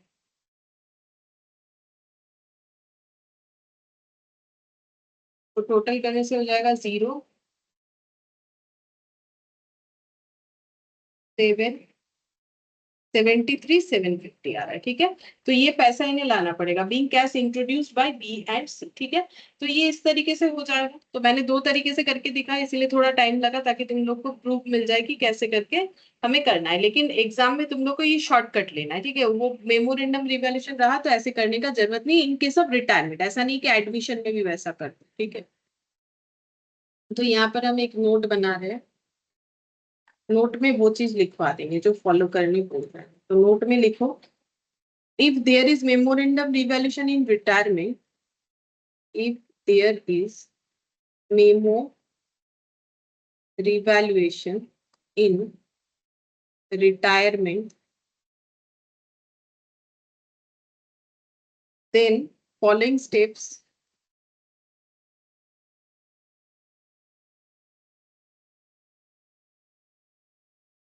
are followed. पहला स्टेप 1, रिवैल्यूएशन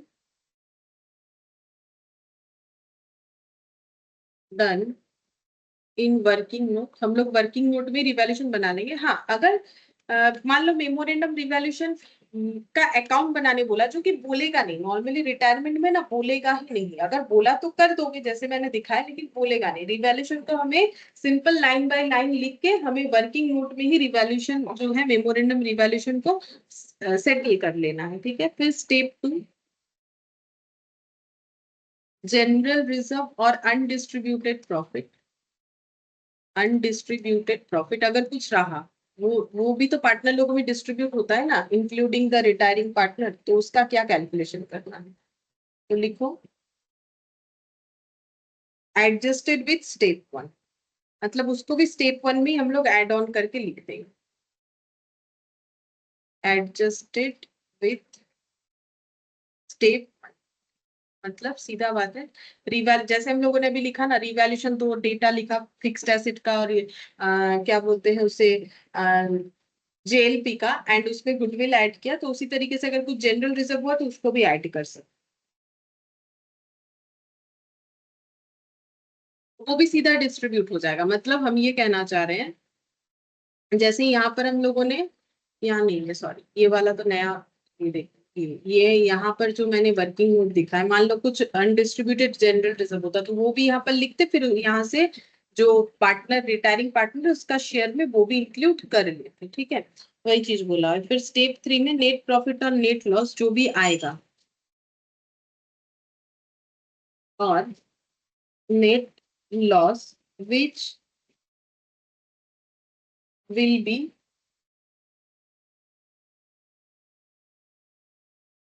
गेट, जो भी मिलेगा उसके लिए हमें पास करना पड़ेगा जर्नल एंट्री। ठीक है, मतलब ओवरऑल हम लोग एक जर्नल एंट्री कर देंगे। अगर प्रॉफिट आया, अगर प्रॉफिट आया तो गेनिंग पार्टनर वो कंपेंसेट करेगा, जैसे इस क्वेश्चन में हुआ था।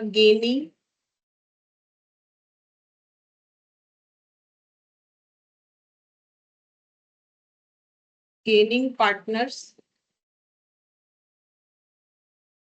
Account debit to sacrificing partner.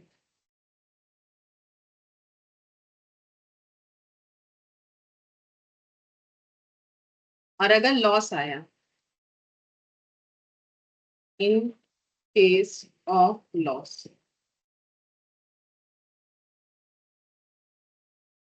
तो सैक्रिफाइसिंग टू गेन,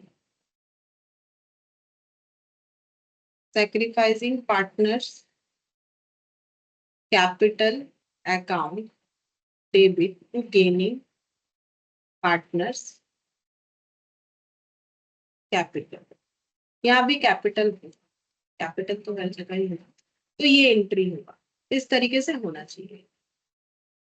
तो बस बात इतना सा है कि अगर मेरा रिटायरमेंट हुआ और मुझे मेमोरेंडम रिवैल्यूएशन वाला क्वेश्चन दे दिया है, तो हम लोग रिवैल्यूएशन है, गुडविल है, ये सारे एडजस्टमेंट वर्किंग नोट में ही कर लेंगे जैसे इस क्वेश्चन में किया। ठीक है। अच्छा, अब हम लोग यहाँ पर ये वाला क्वेश्चन तो हम लोग का कंप्लीट हो गया। अब हम लोग सेपरेट लाइफ पॉलिसी पे एक छोटा सा पॉइंट बता देते हैं। सेपरेट लाइफ पॉलिसी का ट्रीटमेंट कैसे होता है। सेपरेट लाइफ पॉलिसी, जैसे हम लोगों ने ज्वाइंट लाइफ पॉलिसी पढ़ा, क्या ट्रीटमेंट होता है। सेपरेट लाइफ पॉलिसी का ट्रीटमेंट बहुत ही छोटा सा है। मान लेते हैं 3 पार्टनर है, ए बी सी। ठीक है। इन्होंने पॉलिसी ले रखा है इंडिविजुअली। ठीक है। सेपरेट लाइफ पॉलिसी बोला है तो ए ने ले रखा है 1 लाख का पॉलिसी, बी ने ले रखा है 2 लाख का पॉलिसी, सी ने ले रखा है 3 लाख का पॉलिसी। और सभी का सरेंडर वैल्यू भी लिख देते हैं। इसका सरेंडर वैल्यू है 10,000, किसी एक स्टेज पे मान लो इसका है 20,000 और इसका है 30,000। ठीक है। इफ सी रिटायर्स, अगर सी रिटायर्स हो रहा है, देन सी को उसका शेयर मिलेगा। Then C will get how much. ये है क्वेश्चन। अगर इस तरीके से सेपरेट लाइफ पॉलिसी लिया हुआ है और पीएसआर लिख देते हैं, मान लो कि 3:1:1 है। ठीक है। अच्छा, तो हम लोग यहाँ पर लिखते हैं सी का शेयर कितना हो जाएगा। सी शेयर, तो सी को क्या मिलेगा। रिटायरमेंट होने पे सभी को सरेंडर वैल्यू ही मिलता है। ठीक है। तो सी को 30,000 मिलेगा। लेकिन रूल्स ऐसा नहीं है कि सी अपना 30,000 लेके चला जाएगा, क्योंकि प्रीमियम का पैसा बिजनेस से भरा जा रहा था। ठीक है। तो इसका मतलब जो सभी का सरेंडर वैल्यू हमें कंसिडर करना पड़ेगा, इंक्लूडिंग सी। तो अगर ए का सरेंडर वैल्यू देखे तो वो 10,000 है, बी का देखे तो 20,000 है। तो क्योंकि सी रिटायर कर रहा है तो सी का सरेंडर वैल्यू मिलेगा फर्म को 30,000, और बाकी सबका सरेंडर वैल्यू का भी टोटल कर लेना है। यानी ये जितना भी होगा उसमें सी का जितना प्रॉफिट शेयरिंग रेशियो है, दैट इज 1/5 हो रहा है, उतना मिल जाएगा सी को। तो ये हो जाएगा 60,000 इंटू 1/5 यानी 12,000। 60,000 इंटू 1/5 यानी 12,000। तो रूल्स क्या हो गया।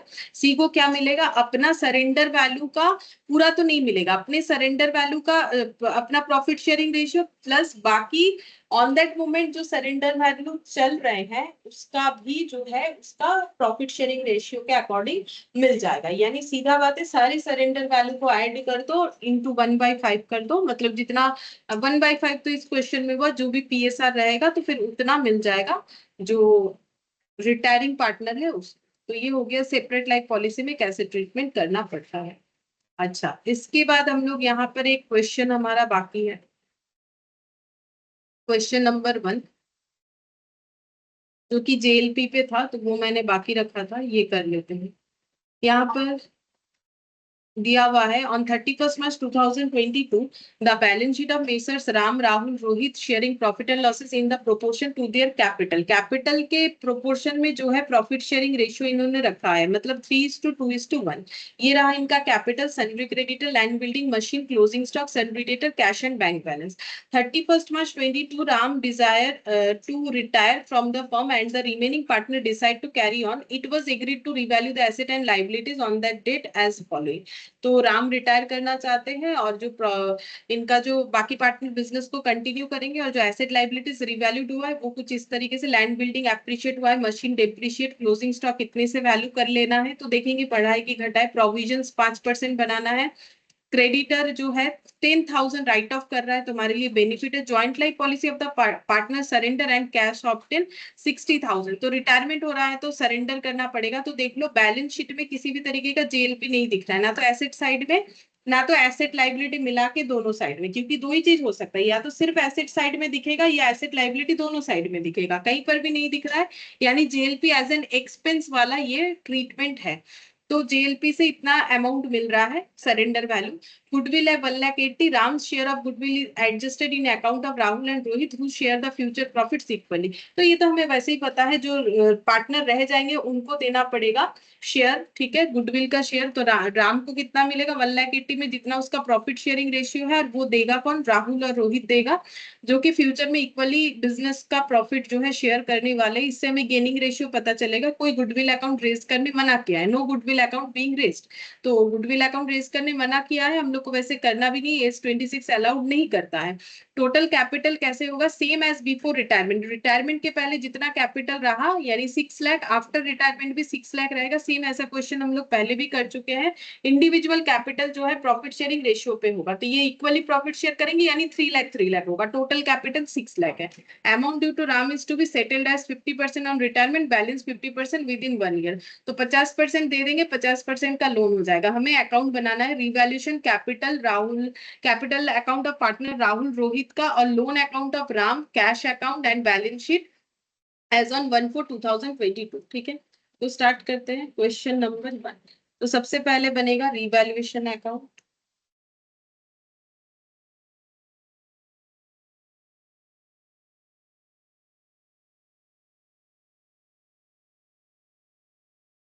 तो रिवैल्यूएशन अकाउंट में बोला है कि लैंड बिल्डिंग एप्रिशिएट हुआ है, तो लैंड बिल्डिंग का वैल्यू बढ़ेगा। तो बाई लैंड एंड बिल्डिंग 30% से एप्रिशिएट हुआ है, तो 30% इंटू वैल्यू देखेंगे तब लिख लेंगे। मशीन डेप्रिशिएट हुआ है 20% से, तो मशीन क्रेडिट होगा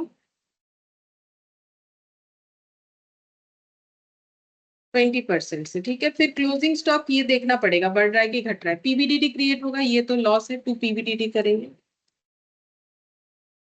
5% 5% पीवीडीडी क्रिएट करना है। ठीक है, और क्रेडिटर 10,000 कम कर रहा है तो प्रॉफिट है, तो यहाँ पर हो जाएगा बाई क्रेडिटर।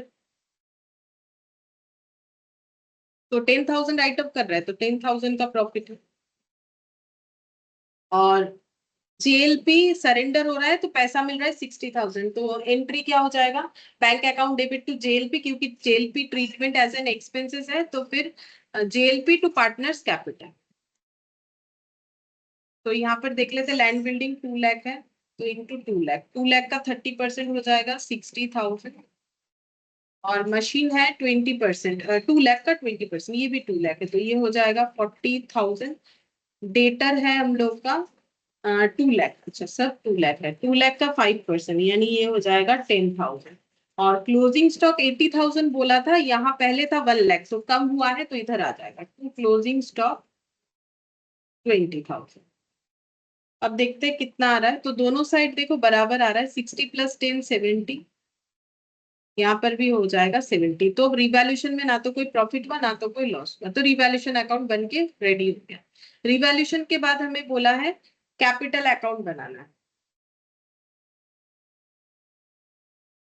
कैपिटल अकाउंट, तो कैपिटल अकाउंट वैसे तो बोला है राहुल और रोहित का ही बनाओ, लेकिन राम का भी नहीं बनाएंगे तो फिर कैसे पता चलेगा कि उनको क्या अमाउंट मिलेगा, नहीं तो हम सभी बना रहे हैं।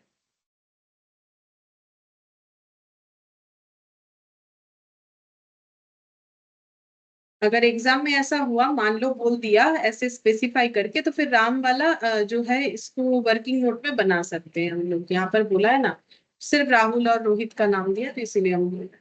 राम का लोन अकाउंट बनाने बोला है, तो यहाँ पर 3 लाख, 2 लाख, 1 लाख।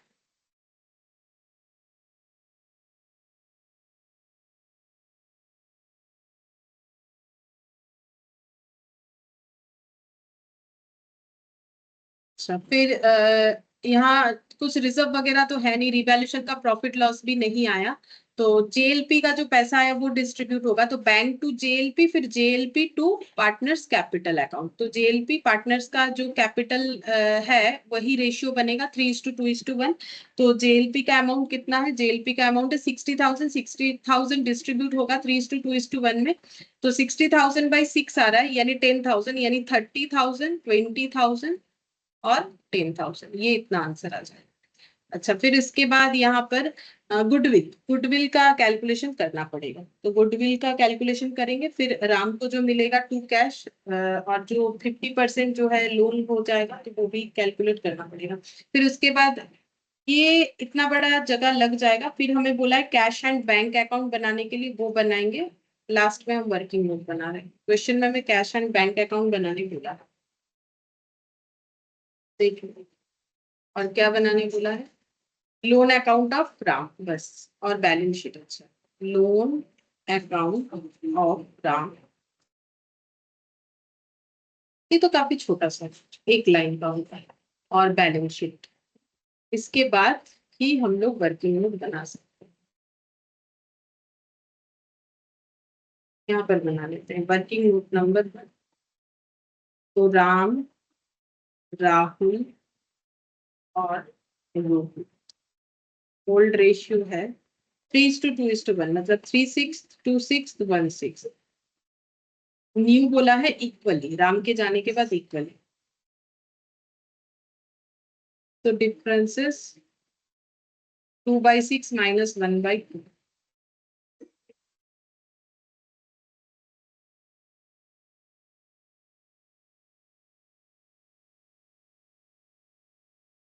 1/2, -2/6। तो रेशियो बन जाएगा 1:2, गेनिंग रेशियो। तो इस रेशियो में गुडविल का अमाउंट पे करना पड़ेगा, तो यहाँ पर लिखते हैं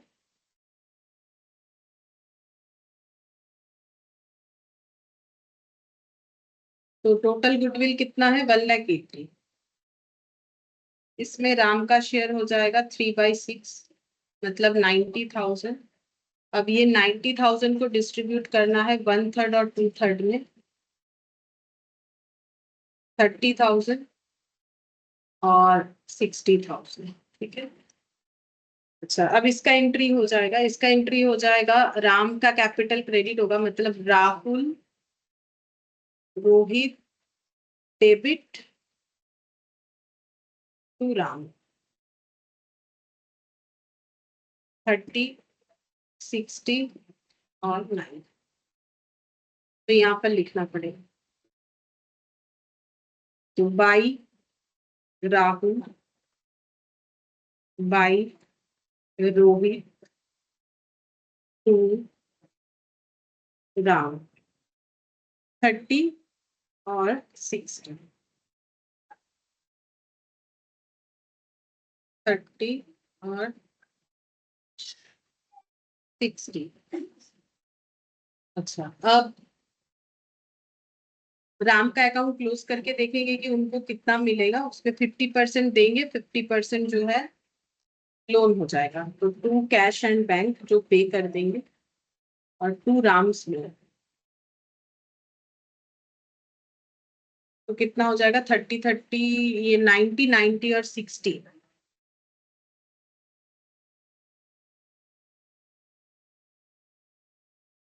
सर ये 3 लाख है, 3 लाख, 30, 30, 60, 60, 1,20,000, मतलब 4,20,000।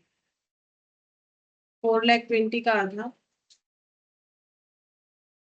2,10,000, 2,10,000, तो ये क्लोज हो गया राम वाला है। अच्छा, राहुल और इनका जो है to balance sheet closing capital कितना हो जाएगा, बोला कि रिटायरमेंट के पहले जितना टोटल कैपिटल था वही रहेगा, लेकिन प्रोपोर्शनेट हो जाएगा, मतलब 6 लाख है वही रहेगा प्रोपोर्शनेट, यानी 1:1, क्योंकि profit sharing ratio after retirement of round 1:1 हो रहा है, तो ये हो जाएगा 3 लाख। इसका चाहो तो वर्किंग नोट बना सकते हो, ये हो जाएगा 3 लाख। तो यहाँ पर तो हो रहा है 2,20,000, तो 3 लाख करने के लिए साफ साफ दिख रहा है पैसा लाना पड़ेगा, इधर ज्यादा आ रहा है, तो 3,30,000, इधर भी हो जाएगा 3,30,000 by cash and bank. 2,20,000 minus कर देने से 1,10,000। अच्छा, अब यहाँ पर हो जाएगा 3 लाख, ये भी लाना पड़ेगा, 3,60,000 कम है इधर, 1,10,000, 50, और इधर हो जाएगा 2,50,000 लाना पड़ेगा। ये बन गया, ठीक है। कैपिटल अकाउंट, अब कैश एंड बैंक में सबसे पहले बैलेंस ड्रॉ डाउन कर लेंगे, to balance BD 1 lakh, 1 lakh. पैसा आया है टू राहुल और टू रोहित। कैपिटल 1,10,000, 2,50,000, और जो पे हो जाएगा बाई राम 2,10,000, तो ये हो जाएगा 1 लाख, और 1 लाख, 1 लाख, 2 लाख, 2 लाख, 4 लाख, 4,60,000 अच्छा, और एक जेएलपी का एंट्री करना चाहिए हमें। जब जेएलपी का कैश रिसीव हुआ तो बैंक या कैश जो भी बोलो टू जेएलपी, फिर जेएलपी टू पार्टनर्स कैपिटल जो कि 60,000। तो टोटल कितना हो जाएगा? ये हो गया मेरा 2 लाख, 3 लाख, 4 लाख, 4,60,000 और 60, मतलब 5,20,000, 5,20,000, जिसमें से पे करना पड़ेगा 2,10,000, 3,10,000 बाई बैलेंस सीडी। 3,10,000 ये कैश हो जाएगा। लोन अकाउंट बनाने बोला है तो लोन अकाउंट तो काफी आसानी से बनेगा। बाई राम्स कैपिटल, तो लोन कितना है? वही 2,10,000 का, ये आधा आधा हुआ था, और ये लोन क्लोज हो जाएगा, लाइबिलिटी है टू बैलेंस सीडी 2,10,000। लास्ट बचा बैलेंस शीट।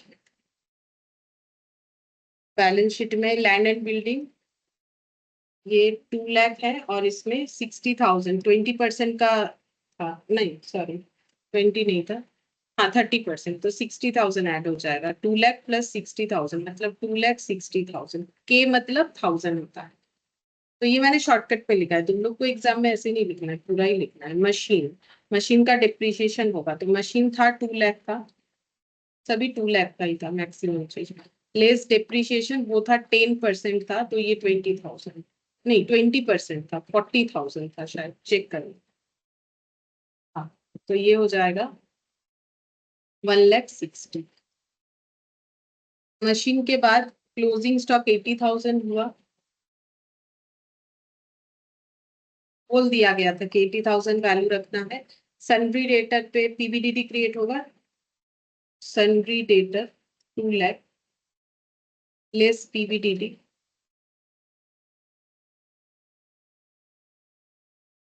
5% बोला था 10,000, तो 1,90,000 देख लेते हैं। 10,000। और बैंक, कैश एंड बैंक, तो कैश एंड बैंक तो अभी हम लोगों ने क्लोज निकाला भी है, हाँ ये लास्ट था। तो ये बैलेंस आया हम लोग का, ऑलरेडी अकाउंट बनाया हुआ है 3,10,000। अब टोटल करना पड़ेगा कितना हो रहा है। तो 2,60,000 प्लस 1,60,000, 2.6 प्लस 1.6 प्लस 1.9 प्लस 3.1, ये जितना भी आया 9.2 प्लस 0.8, तो ये हो जाएगा 10 लाख। अब यहाँ पर लिखेंगे कैपिटल, रोहित और राहुल दोनों का पता है 6 लाख होगा टोटल, 3-3 लाख करके।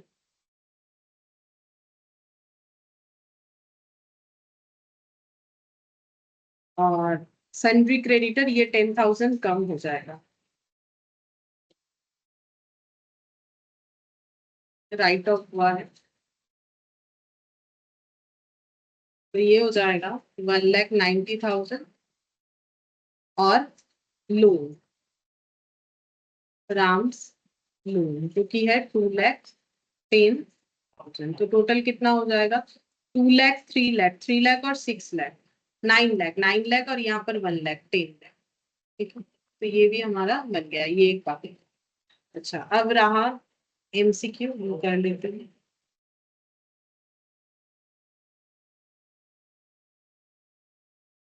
सबसे पहले ट्रू फॉल्स, ट्रू फॉल्स में बोला है कि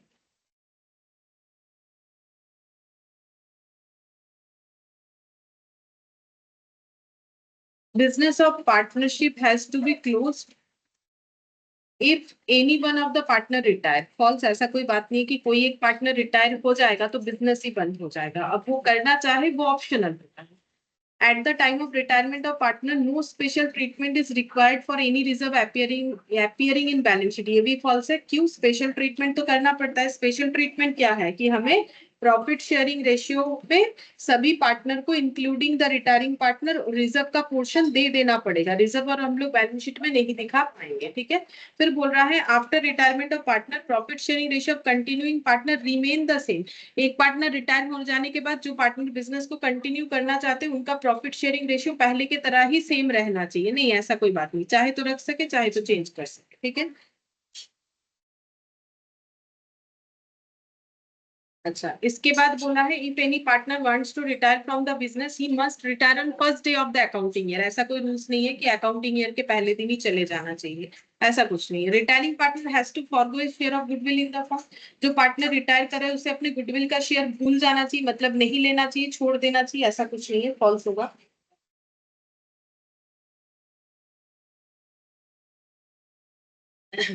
उसके बाद if a partner retires in between the accounting year then he is not entitled to any profit from the date of beginning of the year till his date of retirement। बोल रहा है कि कोई पार्टनर अगर accounting year के बीच में retire हो जाता है तो उसे प्रॉफिट नहीं मिलेगा। जैसे मान लो ईयर खत्म होता है 31 मार्च को, कोई पार्टनर अगर रिटायर कर रहा है मान लो 31 मार्च जैन को रिटायर किया, तो बोल रहा है कि उसे जैन तक का प्रॉफिट नहीं मिलेगा। बिल्कुल मिलेगा, क्यों नहीं मिलेगा, जितने दिन काम करेगा उतने दिन तक का प्रॉफिट मिल जाता है।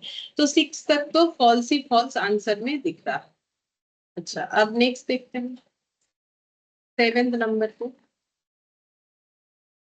बोल रहा है if the firm has taken any joint life policy then it is to be surrendered at the time of retirement of a partner।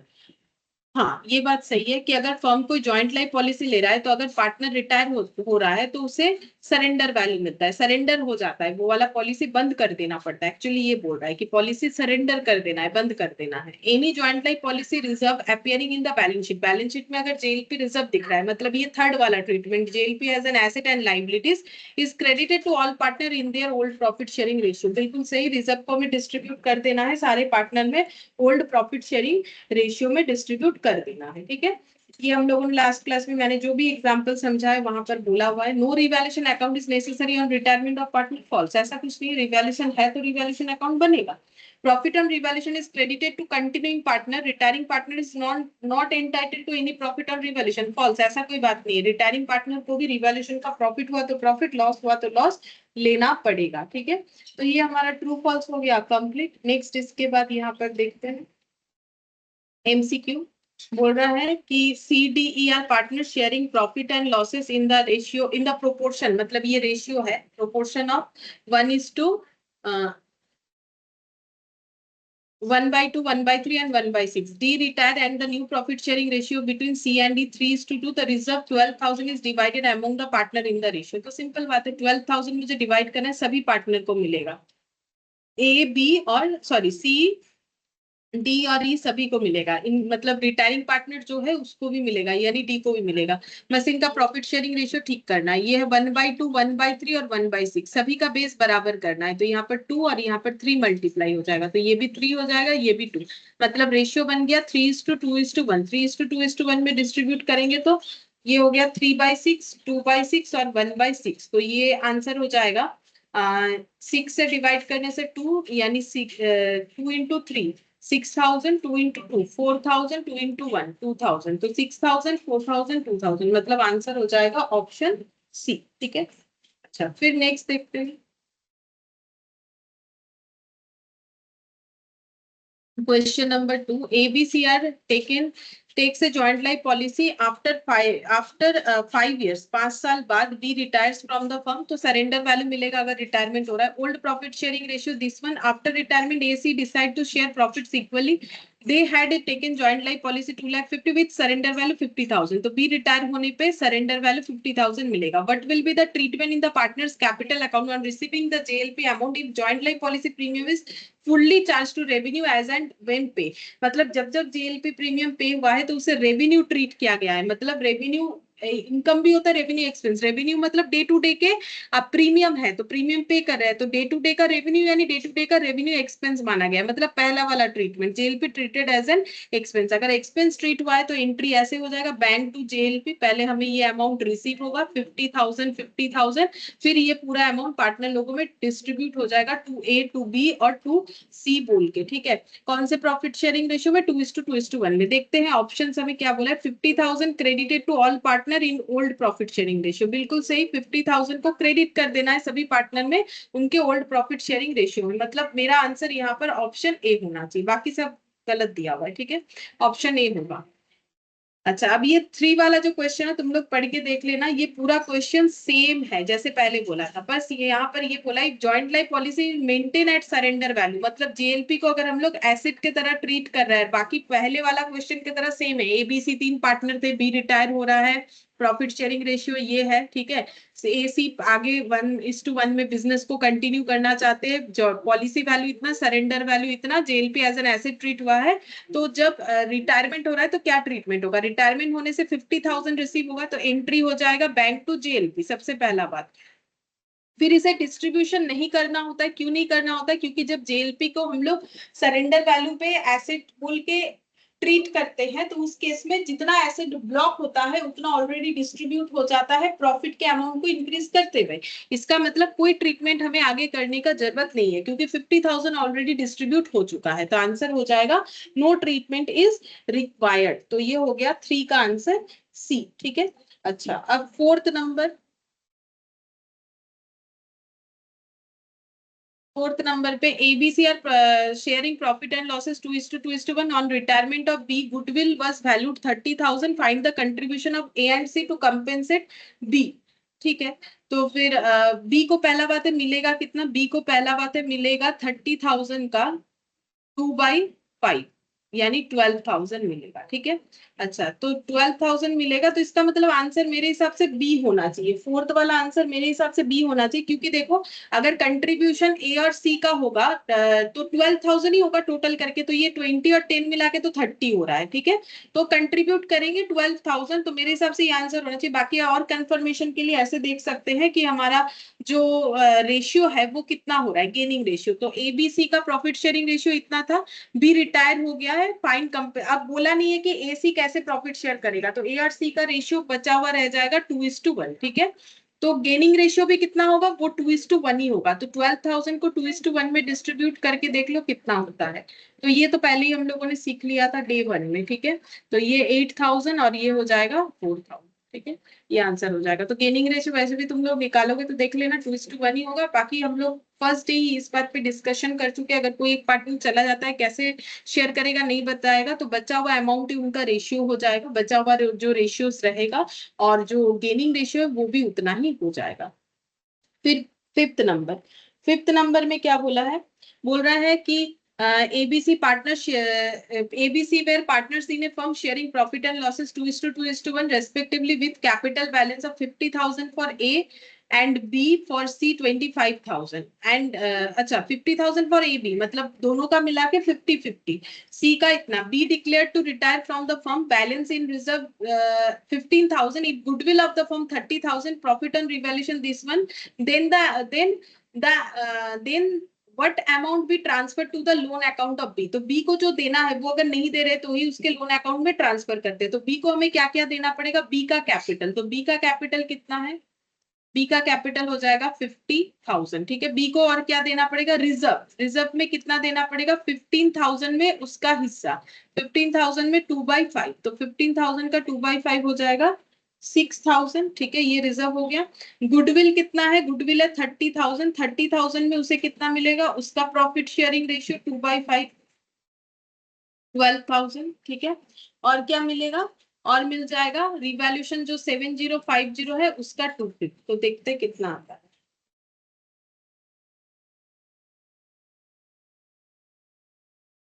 2820।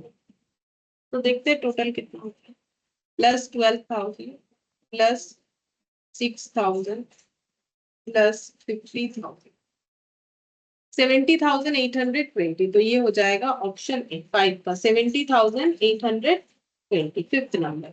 6 number में क्या बोला है कि ABC are partner sharing profit and losses in the ratio 3:2:1. C retire decide on a date on a decided date and goodwill of the firm 60,000. Find the amount payable to retiring partner on account of goodwill. तो goodwill में कितना उसे मिलेगा? तो retire कौन कर रहा है? C का रेशियो कितना है? 1/6, तो 10,000 मिलेगा। ये तो बहुत ही सिंपल सा क्वेश्चन पूछा था। तो ये हो गया हमारा ऑप्शन सी। 7 और 8 दो है।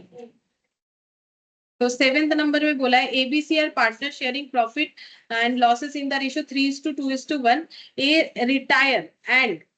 A retire and goodwill of the firm is valued at 24,000. What will be the treatment for goodwill? तो goodwill का ट्रीटमेंट क्या होगा? तो A को 24,000 में उसका हिस्सा मिल जाएगा और वो कंपेंसेट करेगा B और C, मतलब जो गेनिंग पार्टनर है। बोल रहा है क्रेडिट टू रिवैल्यूएशन, नहीं, रिवैल्यूएशन में गुडविल कभी नहीं जाएगा।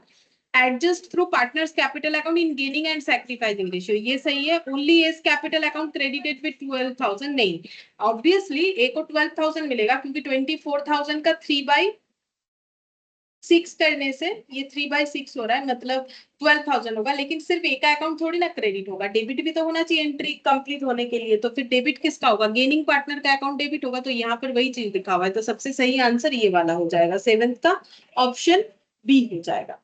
और 8th नंबर में बोला है balance of ABC sharing profit and losses in proportion to their capital stood as 2 lakh 3 lakh 2 lakh, ठीक है। तो ये इनका कैपिटल के हिसाब से रेशियो है। तो ये रेशियो है। A desire to retire from the firm, B and C share the profit future profits and losses equally. तो रिटायरमेंट के बाद 1:1 हो जाएगा। Goodwill of the entire firm be valued at 1,40,000 and no goodwill account being raised.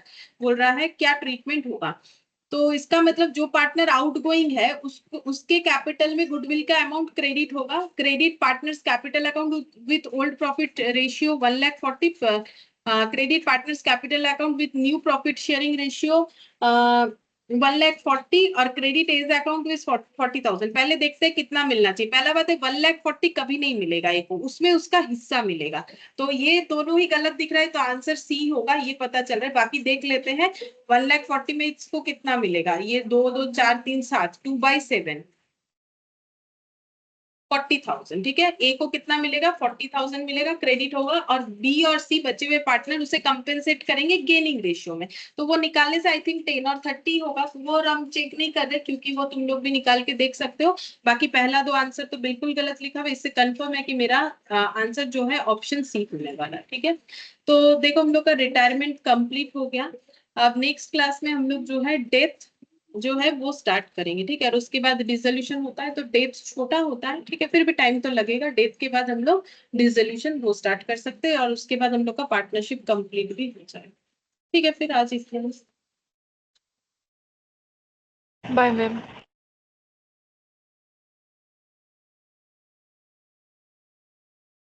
Bye ma'am. Bye.